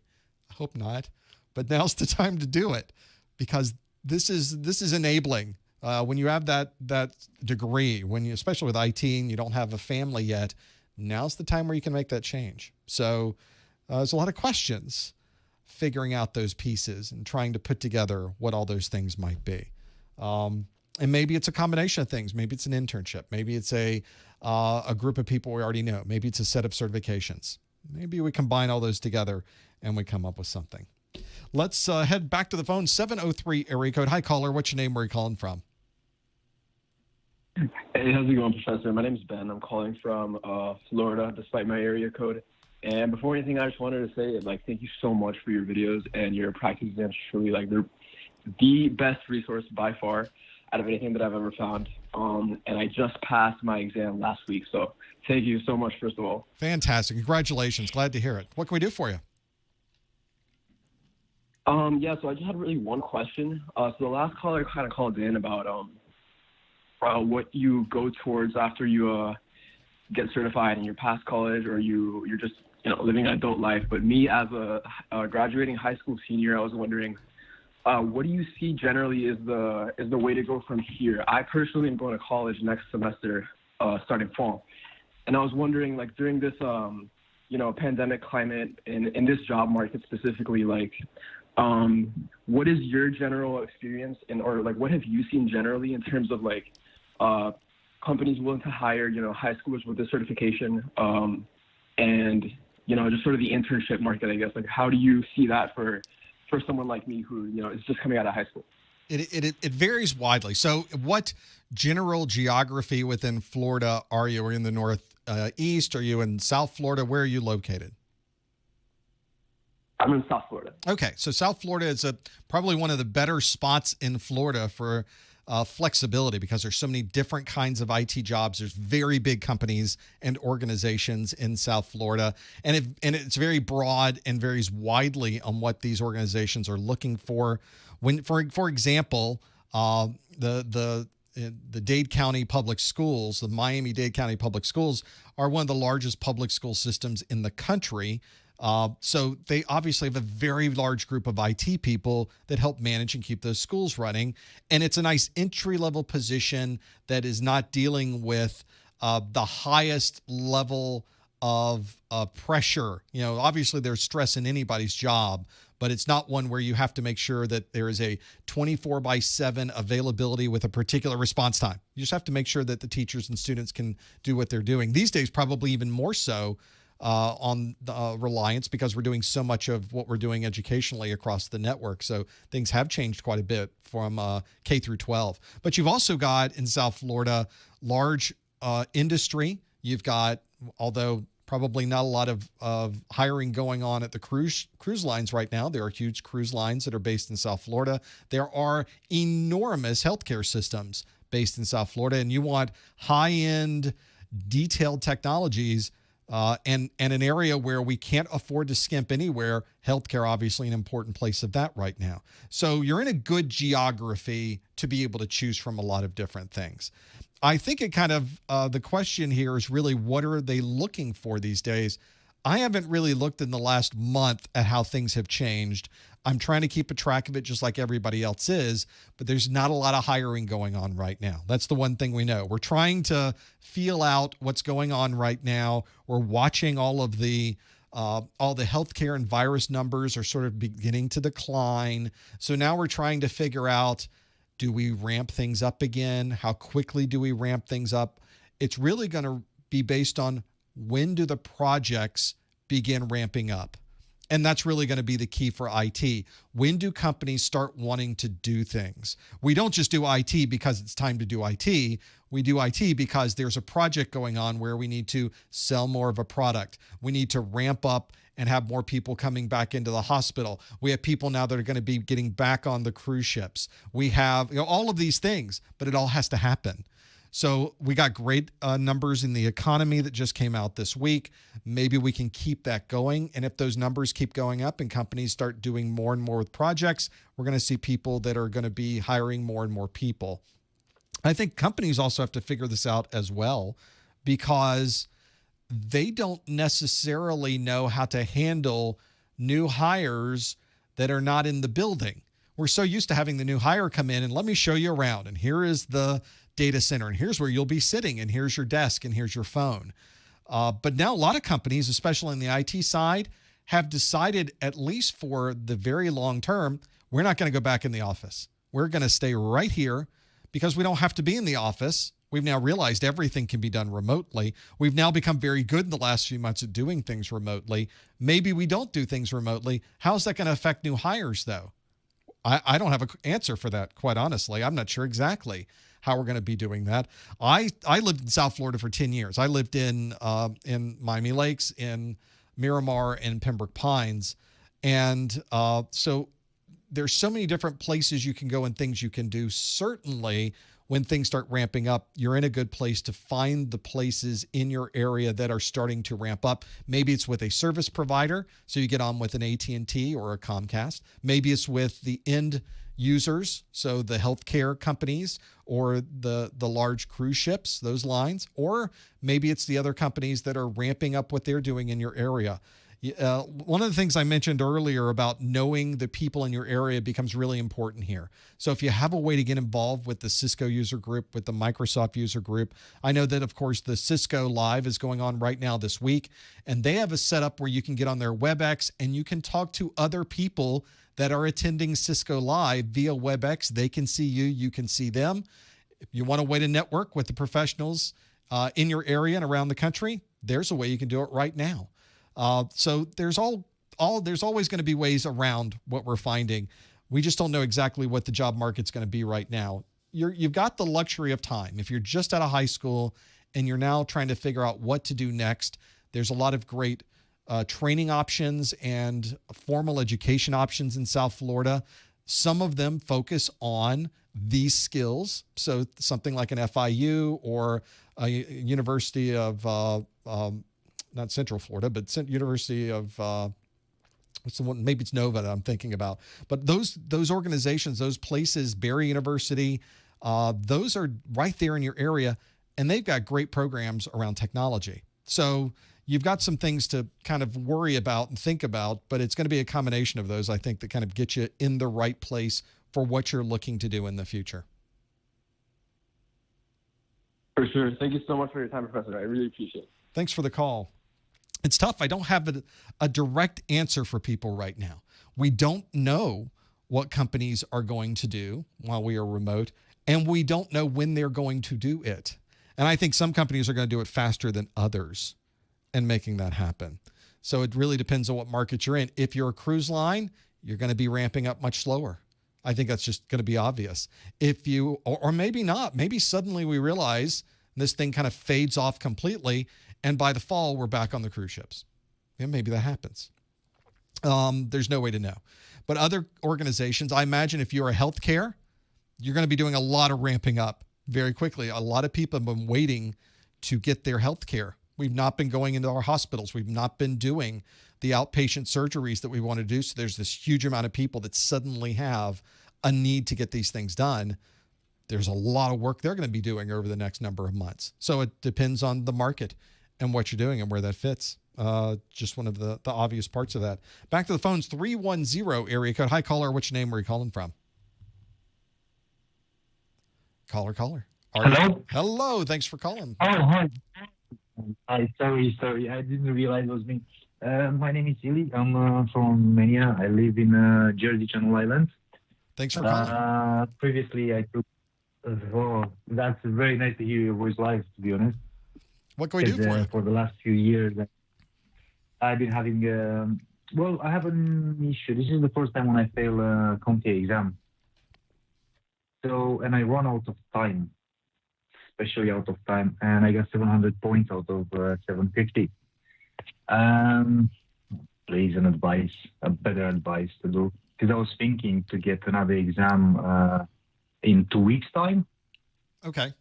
And I was... It's right, it's too late. What do you reckon? Let me first ask, that I got. and I'll ask because I'm just going to take a stab with this one. But when you took the exam, are you taking an English language exam? Would you prefer taking a different language exam? English, and I would prefer to get English because I live in Channel Islands. We speak English. Everybody speaks English here. Perfect. There are some places where people, and I mentioned this because recently in the last year, CompTIA changed the policy they have for being able to take an exam in a different language. So if you are living in one country, but you speak the language of a different country, they're much more flexible in letting people do that these days. So there's other people that were listening, maybe that would be something applied to them. But to your point, time management on these exams, and I think especially on the Security Plus exam, is so important because the exam questions are like reading a novel in some cases. They're very involved questions on this exam. And that you have to now read through the entire question, and then the answers themselves may not be one-liners. The answers may be two-liner answers to figure out, and we have to parse those out. So already from the top of this, there is a reading comprehension thing we have to now focus on, which is hard enough during an exam. It's hard for me to read a question in the exam and understand what I'm reading. So this might not even be an English language comprehension. It may just be a stress and how to deal with it type challenge on the exam. So time management is incredibly important on the Security Plus. You might get as many as 90 questions on the Security Plus exam. You might get fewer, but 90 is the maximum. And you, of course, only have 90 minutes to finish the exam. There's not a lot of room there. So there's a couple of things I would recommend to you from a strategy perspective. The first is maybe skip over the performance-based questions at the beginning of the exam. Unlike other exams you may find in the industry, the CompTIA exam allows you to jump to any question on the exam at any time. You can jump to the last question. You can then jump to a question in the middle. You can then jump somewhere else in the exam and move back and forth at any time. It does not require you answer the questions in order. The performance-based questions tend to be longer questions to answer. So you may want to consider jumping over those and going straight to the multiple choice questions right out of the gate. If you do that, now you might want to use some other techniques on the exam to help with your timing. One of those is that each individual question can be flagged. You click a checkbox at the top of the screen and it flags that question, which really just puts a marker there, kind of a bookmark. And as you go through the questions, you can click whether you would like to flag that question or not. The way I use it on the exam is that if I'm very sure about the answer I got, if I read the question, I think I feel pretty good I got the right answer, I won't flag that one. But if I'm taking kind of a guess or I'm not quite sure, I flag it. And then I keep going through the multiple choice questions. And what I find sometimes is that a multiple choice question later in the exam helps me remember or helps explain something that was on a previous question. So I can go through all of these questions. At the end of the going through them, they will give you a page on the screen that says, here's all the questions you flagged, and you can jump right back to them. And then you go through, oh, wait, I got that one wrong. Let me choose a different question. We'll unflag it and go to the next. So it's a way that you can easily find the ones you either have not answered or the ones you weren't completely sure about when you did answer them. So that's another thing that might help you with time management. Hunting around and trying to find the question you found earlier is hard enough. And I usually find when I take these exams, I flag a lot of questions. I might flag half of the questions on the exam. That's just my style. I try to go through them as quickly as possible. So I go through very, very, very, very quick. Do I know it? Yes or no? Okay, next one. Do I know it? Yes or no? Guess, next one. And then I'm flagging or not flagging based on the results of that question. That way, when I get through them the first time, I've now got time to either go back to the performance-based questions or to go through those multiple choice ones again. The other thing I will say, and I mentioned this earlier in the study group, never leave a question blank. If you're running out of time, you're seeing the clock is ticking down, there's a clock that's on your screen, you'll be able to see it. If it's getting down in the last couple of minutes, go back to anything you haven't answered and just answer something. Never leave it blank. Maybe those extra points you get from guessing may be enough to take you over the top. It's all about time management on the exam. And I think those things might help you, especially if you're running out of time, you're finding the exam is so much to read, you're going to have to use some of those techniques on the exam to work for you instead of working against you.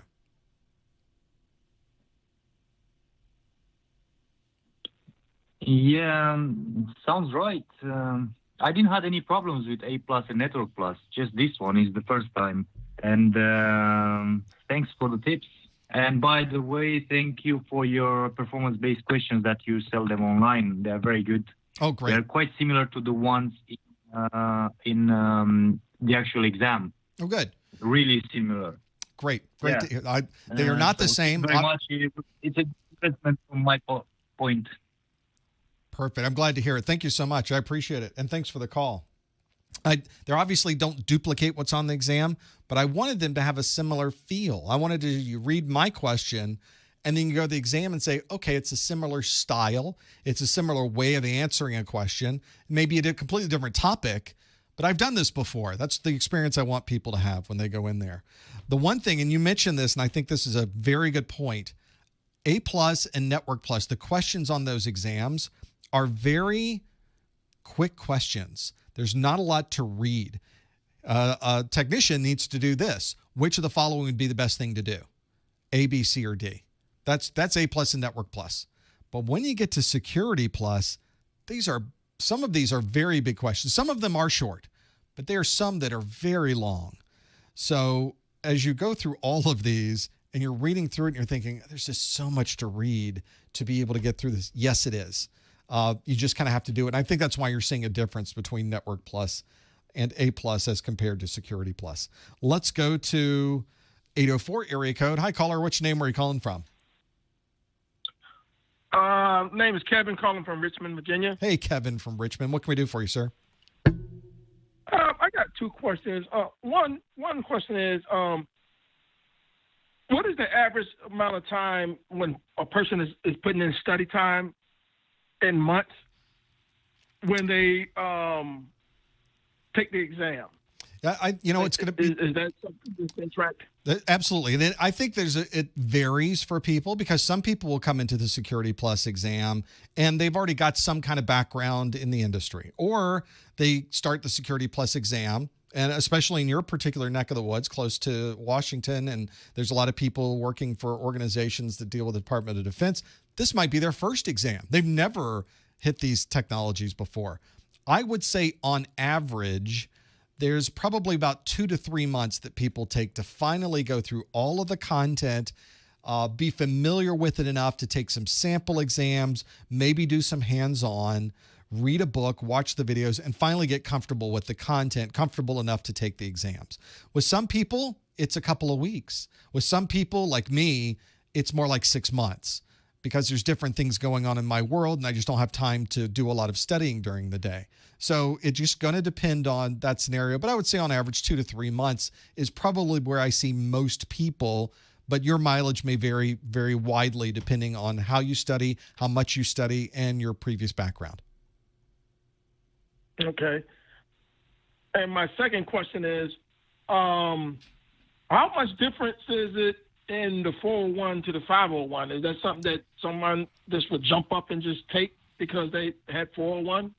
So for those of you not familiar with this, the SY0-501 was the previous version of the certification exam.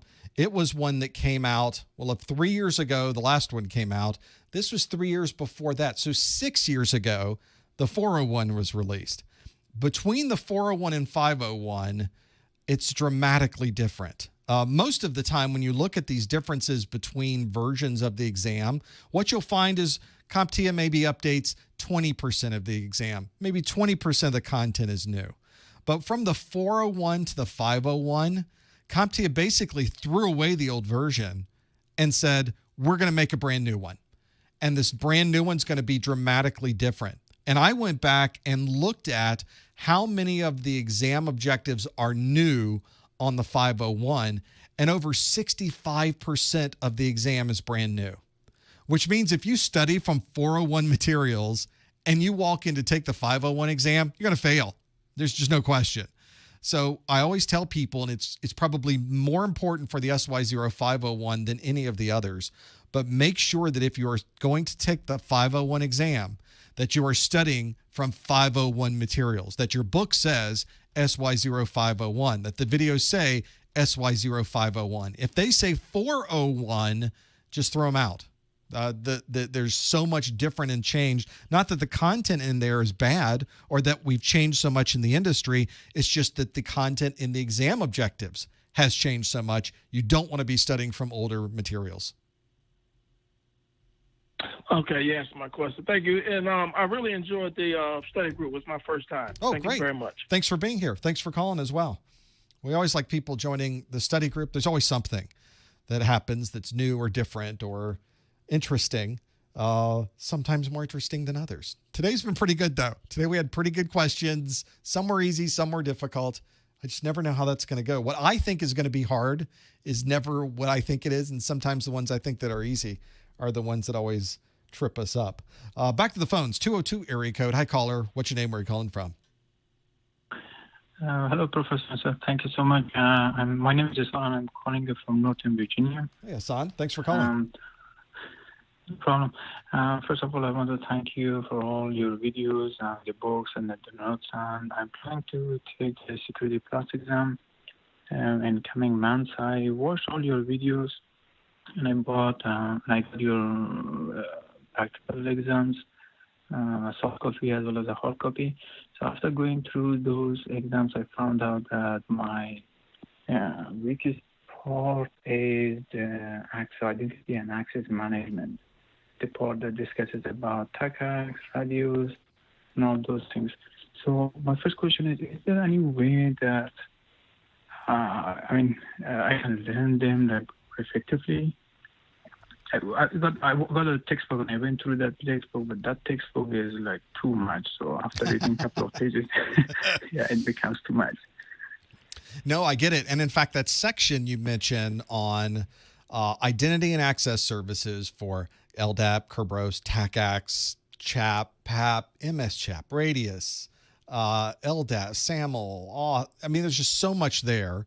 And one of the problems with it, I think for most of us, is that we've not really used that in most environments we've worked in. So if you're not in the industry already, and maybe you have some things you've done at home, you've not set up an LDAP server, you've never gotten into Kerberos, you've not done any type of TACACs at home, and it's almost this esoteric thing that you can't even touch to be able to work with it, that you need something practical to be able to see it working and to be able to put these things together.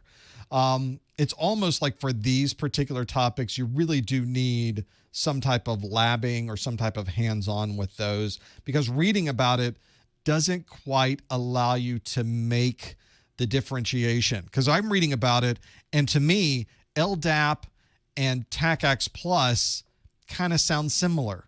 Kerberos has a little bit of difference. MS-CHAP may be the same thing as the other two. And now they're all just kind of blending together. They don't make any sense. They don't differentiate at all. In some cases, that's intentional. We needed some type of authentication methods that we could choose from, that we'd be able to choose depending on what both sides could talk. So there's some very common standards that we often use. We have Radius on both sides, we can talk Radius. We have LDAP on this side, we can talk LDAP back and forth. That's how it was supposed to be. But one of the things you might want to consider doing is doing some labs. I know that I have some Open LDAP is a good example. There's a free Radius is another open source example. These are servers you can load up yourself, get those services running, load them up with some usernames and passwords, and then try to access them with other services that you might spin up on a different virtual machine. That's in itself, that's a big lab to go through, but it would give you the perspective of what it takes to be able to put those technologies together and watch them as they operate across the network on what you're using. I think once you do that, once you see it working, you've configured it, you've set it up, you've watched the data go back and forth, you've authenticated to it, you've looked at the logs, you see the authentication took place, I think it solidifies it in your brain a little bit better. There are some scenarios here that are very obvious, like Kerberos. Kerberos is these days almost always related to Microsoft Active Directory. There's some Kerberos you could do outside the scope of that, but in the most part, if you're running a Kerberos type of authentication, we're really talking about somebody using Microsoft Windows. Others, like TACACs, is probably somebody who has Cisco equipment. So there's some very broad categories you could put some of these in that might help you on the perspective of an exam. I think those might be a good way to do it. Yeah, if somebody, that's a good example. Raspberry Pi might be a good thing to use to set up an LDAP server. I have a Linux-based network storage system, and my Linux-based storage system allows me to load up LDAP service, a Radius service, even a Kerberos service. So I could click a button to load it up on there, and then I could try to authenticate it from a Windows machine. You know, those things do exist. You can do that type of thing too. So you might have some equipment already that might help you along the lines. You may not have to build it from scratch either, but I think if you get into those scenarios where those technologies are just blending together and you need something a little bit more than a book or a video, it's time to grab a lab type environment. It's time to grab something free off the internet and see if you can put some things together as well. Thank you so much. Yeah, that's very helpful. And my second question is, what are the main differences between single sign-on and federation? To me, they both look the same, doing the same thing. Yeah. There is, and there's a little bit of overlap when you start getting into some of these, especially when you get into SAML, OpenID. Now there's single sign-on. Now there's federation with these things. If we had to compare the two things you were mentioning, and this is probably a quick answer to be able to have this. There's obviously more scope and more context to it. But single sign-on means we sign on once and we have access to everything we need. And probably the best example of this is if you're somebody who works in a Microsoft Active Directory environment, you work in a business where you come in the morning, you sign on your computer with your username and password, your domain login. That is a single sign-on process. And that single sign-on process now means if you print on a printer later in the day, it prints fine. You don't have to log in again. You don't have to do a username and password. If you need to access a file share in the afternoon, you just access that file share. And because it knows who you are, you have signed on that one time, it remembers that you signed on that one time, and it doesn't constantly ask you for a username and password. Now, when you're doing that on your Active Directory network, that Active Directory database that has all of that Active Directory information of your username and your password and the groups you belong to and your rights and permissions is in a database that's in your company. But when you are logging into Google, when you're logging into battle.net, when you're logging into a third-party website, they don't have access to your company's LDAP database. Thankfully, you're not going to want them to do that. But maybe you don't want to set up a separate username and password for every website you go to. I do, but I'm weird that way. When I'm logging into a website and they give you the option to log in as with your Google login or your Facebook login, and in fact, you can do that from the chat that's on my website. You have the option to use an existing authentication that's there. That is federation. It allows me now to not have to maintain a separate authentication database. I can use somebody else's without actually accessing directly that federation database, which is remarkable to have that functionality. And that's why if you have the option to do that with some of the websites you go to, you can do it. It's completely secure. You're not giving that website your Google login information. They don't have access to your Google authentication details. All they're doing is checking in. You're checking in with Google. You're getting the ticket to hand in, and everybody now knows that your authentication was done properly. Very useful to have that, but very different than single sign-on, which means if you go to another website that needs you to authenticate again with your Google login, you're going to have to Google authenticate again with your Google login. Google is not necessarily a single sign-on type process. Those are two very, very different technologies. Sometimes they work together. Very often they work very separately. Thank you so much. Yeah, your examples, clarified it more for me. Thank you so much, Professor Mesa. Thanks, Hassan. I appreciate the call. It's one of those when you start getting into those technologies with SAML, OpenID Connect, OAuth, Shibboleth.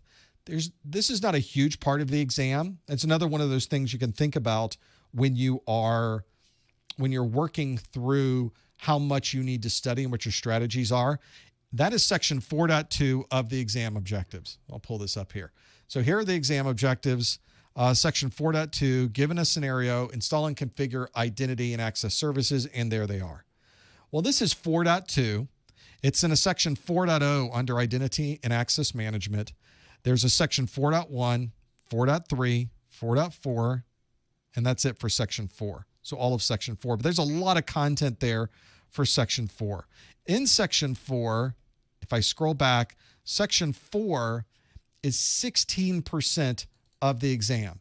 Not a huge part of the exam, 16%, not the largest out there, but not the smallest. But section 4.2 is a small part of the 16% that you might be asked. So all this is 16%. Does it make more sense to kind of study everything else in section 4 and kind of not stress on the things that you didn't get so great? Maybe so. That's a strategy you'll have to decide for yourself. But it's not a bad strategy to be able to have that there. It may be one that works for you. You have to decide just how much. People do this on the Network Plus exam. The Network Plus exam has a section on subnetting, and some people will spend a week on subnetting and still struggle with it. And then what they find when they take the exam, they didn't get any subnetting questions. because it's a small set part of a small section of a much larger domain that is a percentage of what may be in the exam. Or they might get one question. That's just one question. You could have spent that week of time studying so many other things on the exam that would have probably made you more points when you finally took the exam.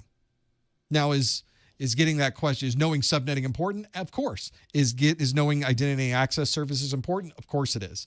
I'm not saying they're not important, but you also have to measure out how you want to take this exam versus what availability you have on the exam. So think about those things as you step through them, and think about how you want to use those different things.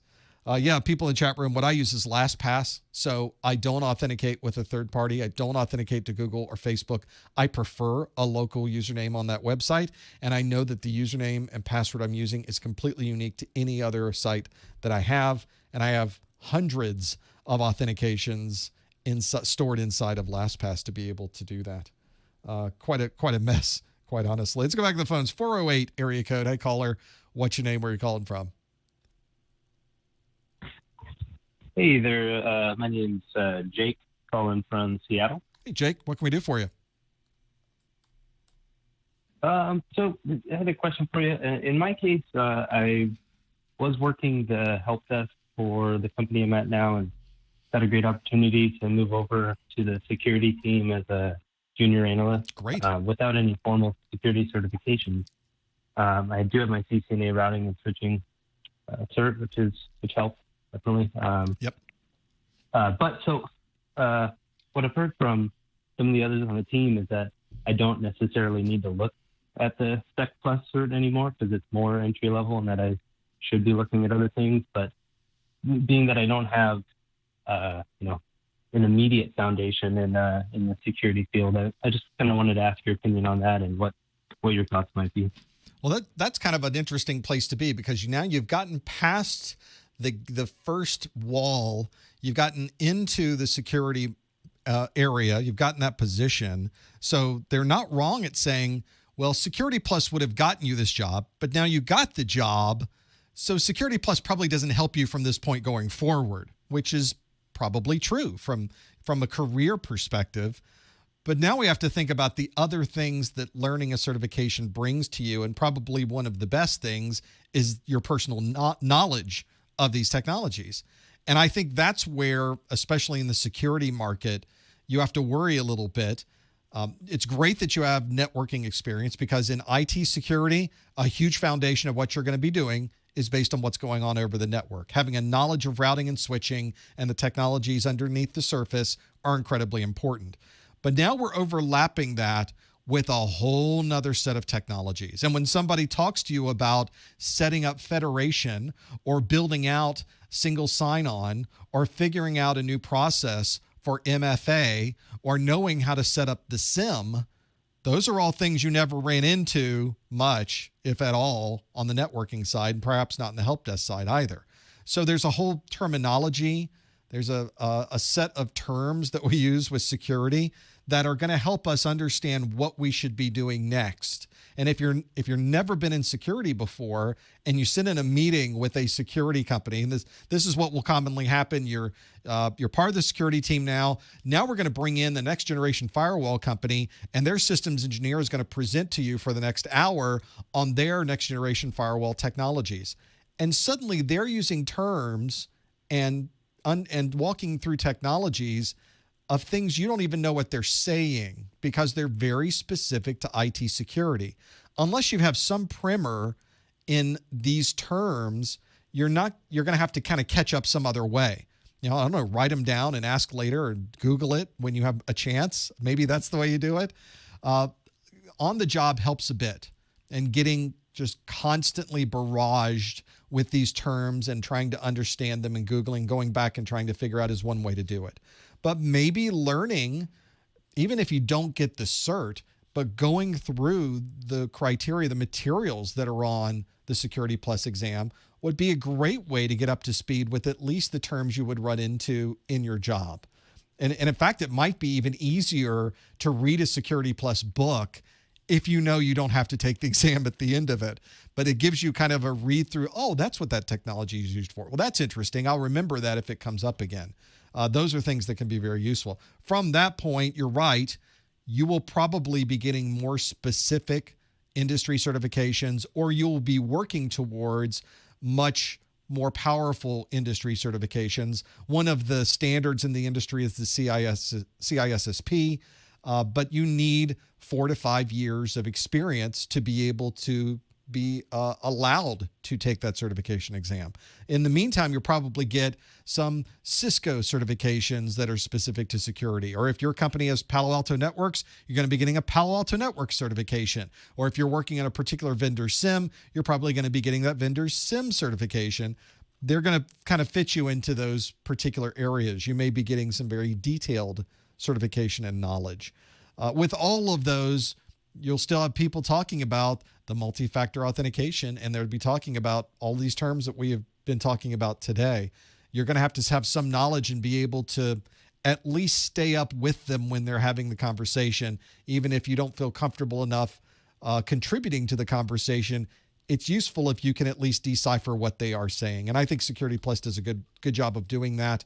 One of the things people often will say with the CompTIA exams is these are entry level, and they talk about things we don't even do in our industry. I think that is completely incorrect, especially as it relates to Security Plus. Coming from the security industry and being a systems engineer in IT security, these are topics we talked about all the time. These are things you ran into and talked and discussed whenever you went to a security conference, whenever you did presentations, whenever you sat through a demonstration of a product. These are things that came up all the time. It's hard to point to anything in Security Plus that isn't actively being used in the industry today. And now we're just adding to it. I can only imagine what the next version of this exam is going to be. So there's your pluses and minuses. You can decide if you want to actually get this cert, but I think the content on the exam is a very good one, especially if you're just getting into the security industry. Got it. Yeah, I really appreciate the response. And it's funny, I was already midway through studying for the exam, the 501 exam, whenever I made the transfer. And so I kind of hit the pause button on it. But I do find myself Googling terms more often now that I'm in the position and having to kind of take a deeper dive. So I see where it would benefit me. I mean, running through the objectives, I don't know all of those and can't, describe them in depth. So I'm sure there's benefit to it.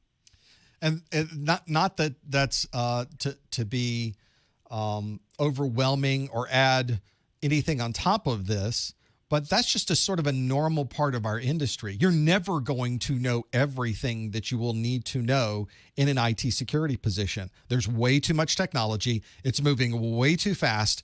Normally, you're focusing and getting a niche of knowledge in a particular area, and you're building on that. And then you rely on your other teammates, everybody else who's working with you.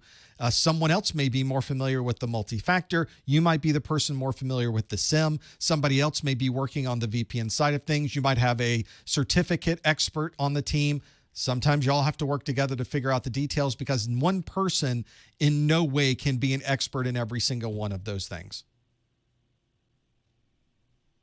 That's very true. I really appreciate your insight and in all your videos, everything I've watched. I really enjoy them. So thank you so much for the time today. Thanks, Jake. I appreciate the call.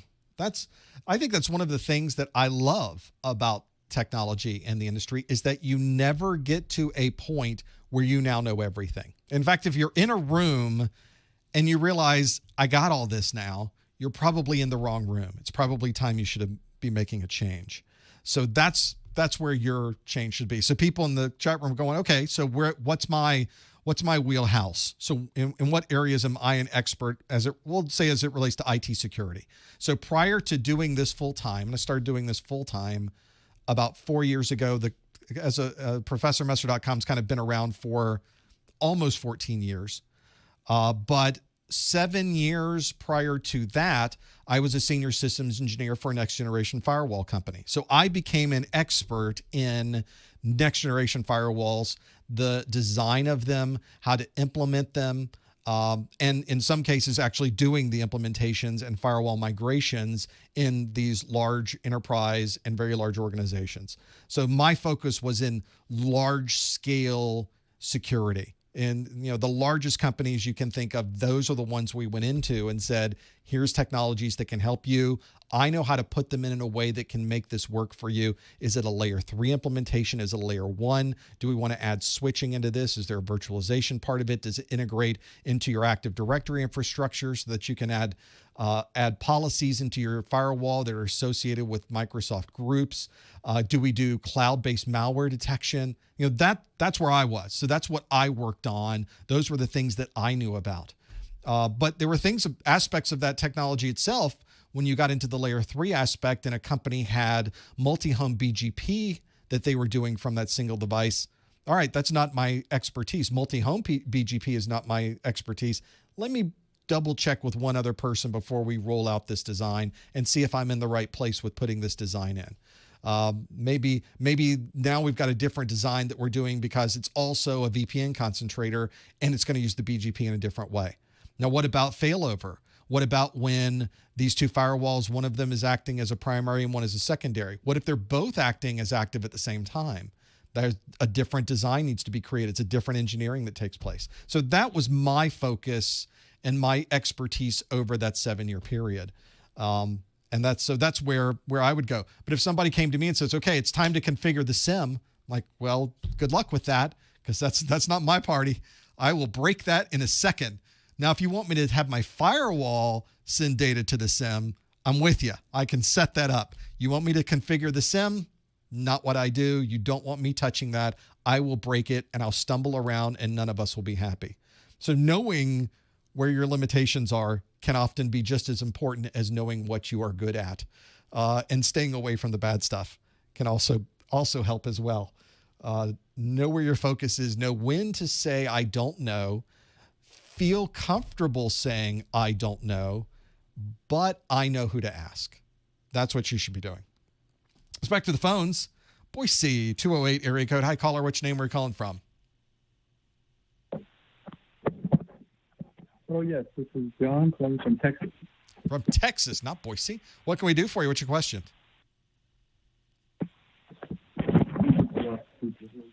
You may want to, if you have a microphone there, you may want to get a little closer or pick up the phone. What's your question? Can you hear me? Yeah, I can hear you great now. Okay, yes. The question is about, actually, I don't know if it's already been asked because I just tuned into your stream, but about the performance-based questions. All right, what's your question about those? Are they going to make or break you on the exam when taking it? What a good question. I can give you a qualified, I don't know, as far as that's concerned. Nobody really knows for sure how many points are associated with the performance-based questions. But people have posted after their exam, and I read these very often. I read every single person who takes and passes or fails their exam, and they post out on the CompTIA subreddit. I read every single one of those religiously, because every single one has a little nugget of information inside of it. And some people have said, I passed my exam, I took Security Plus, I passed the exam, I'm pretty sure I failed every single one of their performance-based questions. And I love those. They don't know for sure. CompTIA doesn't tell you for sure. But I thought what was really good about that is they really felt like they just completely screwed those up pretty good, which makes me believe that if you do well enough on the multiple choice, that you probably have a pretty good chance of passing the exam anyway. Now, is that going to be the same every time? We don't know, because it's going to be a different set of questions that are worth a different number of points. You can't make that as a broad, overarching generalization.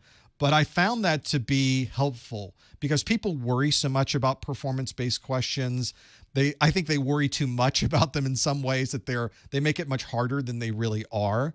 But being able to tell people, don't worry about it so much. People have bombed that section and they have still passed their exam. It's possible that could even happen for you as well. So don't worry so much about it. Do the best you can, and then everything else will take care of itself.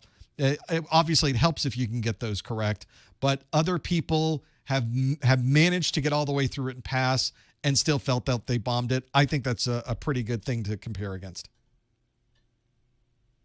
Okay. The other part I wanted to ask, is it I haven't seen where it stated it, but is it you get partial points, or is it completely, you either pass that part of it or you don't? Do you have any insight on that, or have you heard anything in the subreddit? Well, this one actually, CompTIA has told us specifically what they do associated with the exam, and they have on their website, interestingly enough, a set of frequently asked questions. I'm trying to find the right one on here now for these exams. Okay. But one of the things they put on there earlier is one of the questions was, do we get partial credit on these questions? Let's see if I can find it real quick, because I thought it was a pretty good question to have this here. Performance-based questions, frequently asked questions from the CompTIA website actually asks, here they are. So partial credit, they have one here, is partial credit given if I answer part of a performance-based question correctly. So this is directly from CompTIA. And their answer, I think, was telling, which said, there may, I think they meant to put a B in here, there may questions for which partial credit is offered. However, exam questions and their scoring are confidential, so no further information can be provided regarding which questions may offer partial credit, which means maybe or, maybe not. That is a qualified, we aren't going to tell you answer, but that's all we know, and that's kind of all we can go with. Yeah. Yeah, I didn't know if you had any more insight where people were saying, oh, yeah, I think I got part right or something. That's why I was just asking. The problem is that the exam results only tell you at a very high level what areas of the exam objectives you got a question wrong in. So they will tell you got a question wrong in section 2.2, understanding blah, blah, blah, blah, blah. They don't tell you which question it was. They don't tell you if it was performance-based. They don't give you anything. So that you can't extrapolate after the fact. You kind of have to go with your gut. Gotcha. Okay, I'm feeling pretty good about it. I'm actually taking it here on the 20th, and I've already taken one cert, the Microsoft Security Fundamentals. So I think I'm going to do pretty well in it because I've already got that cert knocked out. But yeah, I appreciate your time and information, and it's really good content on YouTube. I mean, it's just awesome, the stuff you get for free, not only also what you have to pay for as well. It's really good content. Your name comes up a lot for who to refer to for information for studying. Well, that's good. So it's great also you have a foundation to pull from. You just fill in the blanks with the exam objectives, and you're going to do fine. Yep. All right, thank you. I appreciate the call. I think that's probably one of the best things you can do. If you're ever wondering, am I ready to take this exam? It's your exam objectives. Go to the list and start checking things off. That would be the one that you do, to have those things there. To kind of focus on that aspect of it, I think you'll be fine. Back to the phones, the 832 area code. Hi, caller. What's your name? Where are you calling from? Caller. Hello. Hello, caller. What's your name? Where are you calling from? My name is Anne, and I am calling from Texas. I have a question for you. So I'm getting ready to take the Security Plus certification, and I bought all your training material. And I'm wondering, is that all I need to be able to study and pass the certification, or do I also need to buy like the whole study book from CompTIA Plus too? Well, what you need to pass an exam is going to kind of depend on you and what you do, or the things you need for an exam anyway. It's some people have different experiences and different background that they can pull from, but there are a set of study recommendations. I think if you wanted to maximize the possibility of passing the exam, you want the best possible chance of passing the exam, I put on my site the categories of study recommendations that I think everybody should go through. So one is, well, my videos. That's sort of self-serving, but it doesn't have to be my videos. I think watching a set of training videos and watching somebody do these things can be valuable. So I think that's I wouldn't make videos if I didn't think they weren't a valuable study resource. So that's one place I go. The other place I always mention, and some people wonder, can I just watch the videos and pass this? You could possibly do that, but you're limiting yourself. There's so much information you can get from a book, and most books teach you in a different way than a video does. I think when you're reading it in a book, you're learning it in a different way. It gets fired and stuck in a synapse on your brain in a different way than watching it in a video. So I think those two things work together very nicely, and I encourage people, get a good Security Plus book. Find one that works for you. Read through the Amazon recommendations. Read through the first chapter. Most of these books you can read through the first chapter. Find one that sounds and reads good for you. Some books that some people really like, I didn't like. Other books that other people didn't promote very highly, I found worked better for me. So you can read through those and find those. I also tell people, get plenty of hands-on. Find a way that you can lab some of these things out. I work with a third party called Practice Labs. I list them out on my Security Plus recommendations page. They do great virtualized labs that you can run in a browser. And so I have a link to the Practice Labs on my recommendations page because of that. And then the last one, and probably one of the best ways to tell, did any of those other things work, is do the Q&A. Now, I have my own practice exams. There's plenty of other practice exams. Well, not plenty, but there's a number of other practice exams on the market that you could also pull from. But I think that's also a good last step to go through to see how well have I learned all of those things, and do I understand how CompTIA is going to be asking these questions? Do I understand the depth and the complexity of what they are expecting of me? And I think the only way you would know that is if you took some of those practice exams and went through them. Those are the 4 areas. So can you get away with just one of them? Maybe. Would you do better to combine those things together? I think so. You're the one who really is going to know the most about what you need to be able to do this. And so I would recommend you at least have a look at some of those other things and make a decision for yourself if some of those resources might work for you.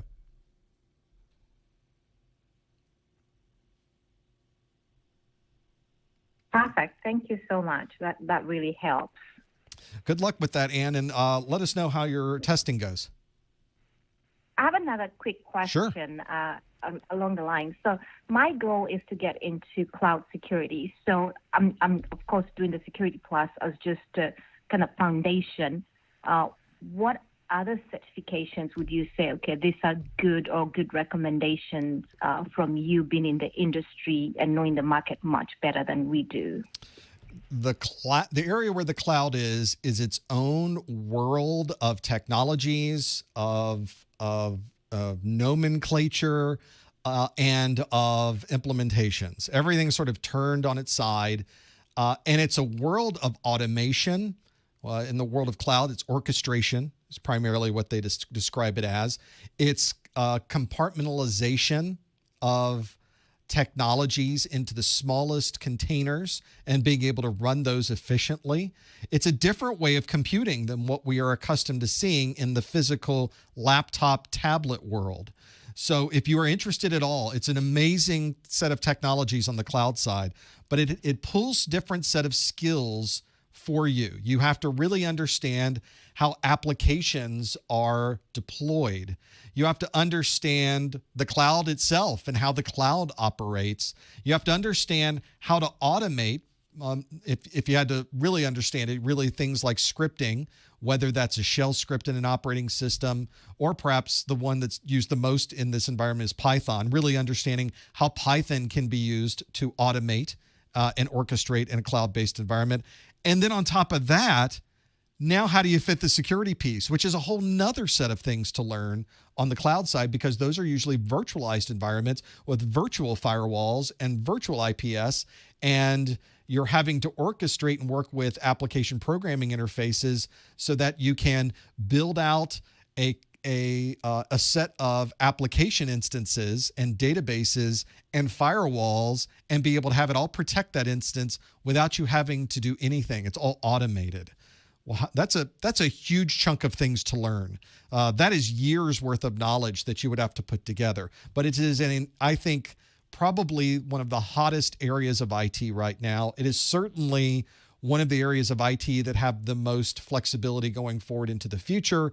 Everybody is using cloud-based services. Everybody wants to do more automation. Everybody wants to be able to orchestrate and have their security systems integrated into these application instances that get built up and torn down at an instance. We are finding faster and quicker ways and more compartmentalized ways to do this faster with our applications. So it's an incredibly interesting part of IT, one that's moving very, very fast. And I love that you're looking into doing this. Just get ready for having to drink from the fire hose, because there's a ton of technology you're going to have to put together to finally get to a point where you can handle or understand how to make all of these things work together in a way that makes sense to optimize the cloud-based environment. But it's an intriguing environment to work in.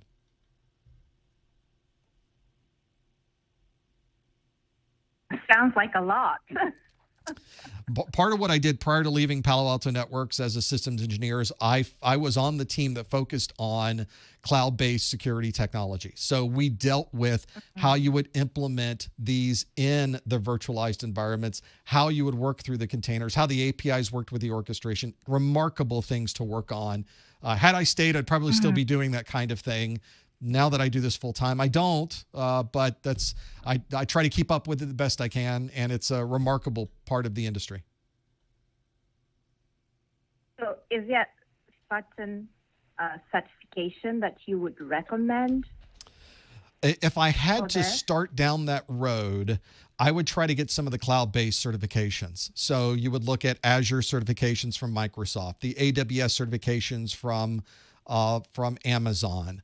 I think those would be good places to go. Maybe to some degree the Google certification that they have, because there's a section of that does talk a little bit about automation and orchestration and knowing more about Python. And theirs is a little bit broader than just cloud. But those are three places I think that would be very good. Certainly the AWS and the Microsoft Azure certifications. Microsoft obviously just changed all of their certification lines. There's a huge push on Azure. That's going to be the next 10 years of what Microsoft is pushing very heavily on the certification side, it seems. From my perspective, it seems. And everybody's doing something in Amazon. So those are two types of certifications that you can't go wrong with either one of those. And then once you have that foundation, now you start building on it and doing other things with it. Perfect. Thank you so much. I appreciate that. Thanks, Ann. I appreciate the call. That's one I'm excited about. So I mentioned my daughter just graduated with her IT certification, IT four-year degree. She's working on an A+ certification right now. My son is in a school that is focusing on cloud computing. So he wants to do the cloud computing side of things and do more of that. So what a great place to be in. What a great set of technologies to know, especially as I mentioned, if you want to future-proof yourself in IT, it's the cloud. And it's not just the cloud. We tend to simplify things in IT. It's all of those technologies that make it work. It's making the cloud dance. It's knowing how to orchestrate all of those very broad and myriad technologies together, which means you need to know how Windows works. You need to know how the authentication operates. You need to know how it integrates with databases. You need to know Linux. You need to understand how the Mac OS fits into this. You need to know how to orchestrate, how to write Python to integrate with an API, which sounds really, really hard, but it really isn't. All it really is doing is saying, how can I tell that firewall to set up a particular set of security policies without physically logging in or typing anything in on a web front end? How can I make that a programmatic function? And Python allows you to do those things, probably the easiest. Now, you can use other things. You can use Perl. You could use just a shell script. You can do other things that have that library. But these days, that's the way you do it. Yeah, the people that tell you need to learn this right now, they're not far off. Those are things that are going to future-proof you. And everything I do on the A+, the Network Plus, and Security Plus, I feel is giving you that foundation to now do those other things. If I was going to do a next set of certifications, I look at the AWS certifications. I look at Microsoft's new push into their Azure certifications. I look at the Google certifications. Those are some pretty exciting things to look at and work on, because that's where businesses need you to be. And that, I think, is the difference. That's the thing we often don't think about. We often think about technology for technology's sake. When would you use Kerberos? How could I integrate the multi-factor authentication? We worry about the technology. But above all of that, what are we trying to do with that? We're working on multi-factor authentication that is based on how close you are to a computer. And when you get close to the computer, it recognizes who you are and unlocks so that you can easily use that computer. Well, we're not doing that just so we can have it easily unlocked so we can use it. We're doing it because we're working for a hospital and there's a nurse that needs to get this information to the computer quickly, or pull information out of the computer quickly, or a doctor needs to add something in there. It needs to happen very fast, because ultimately we're not just trying to get things in a computer. We're trying to make sure that people who are sick get better. You'd think there'd be no technology associated with a human being. Turns out there's a huge technology link there. So don't worry about the technology for technology's sake. Figure out why these companies want you to learn those cloud technologies. Why do they want that to be orchestrated? What is the cost benefit or the speed benefit associated with that? When you could start putting those things together and realize, oh, there's actually a purpose to what I'm doing here. There's actually an end to this means that we have created. There's something about this that we need to break down. And once you start figuring that out and can go, oh, I can make this even better. I can make people get better faster by changing the technology we are using. That's some pretty powerful stuff. That's ultimately what it comes down to. So I think that may be a place that you can think about. Mull that over while we are trying to figure out what we're going to be doing with these technologies over the next 6 months, the next year, the next 2 years, and going forward. Who knows where it goes from here. We're so glad you're able to join us on the study group today with all of the Security Plus questions we talked about. And in the after show, we often go off on tangents like that. It wouldn't be any fun if we didn't. Thanks for being here in that first hour and answering questions. Thanks for joining me on the after show and hanging out with me here and asking questions in here as well. We really could not do this without you, and we appreciate your ongoing support. We love making these materials and having them on the internet and having you there and available to see them. As long as you keep watching, we'll just keep making more of them. Thanks for being here, and we will see you next time on the Security Plus Study Group. Thanks, everyone.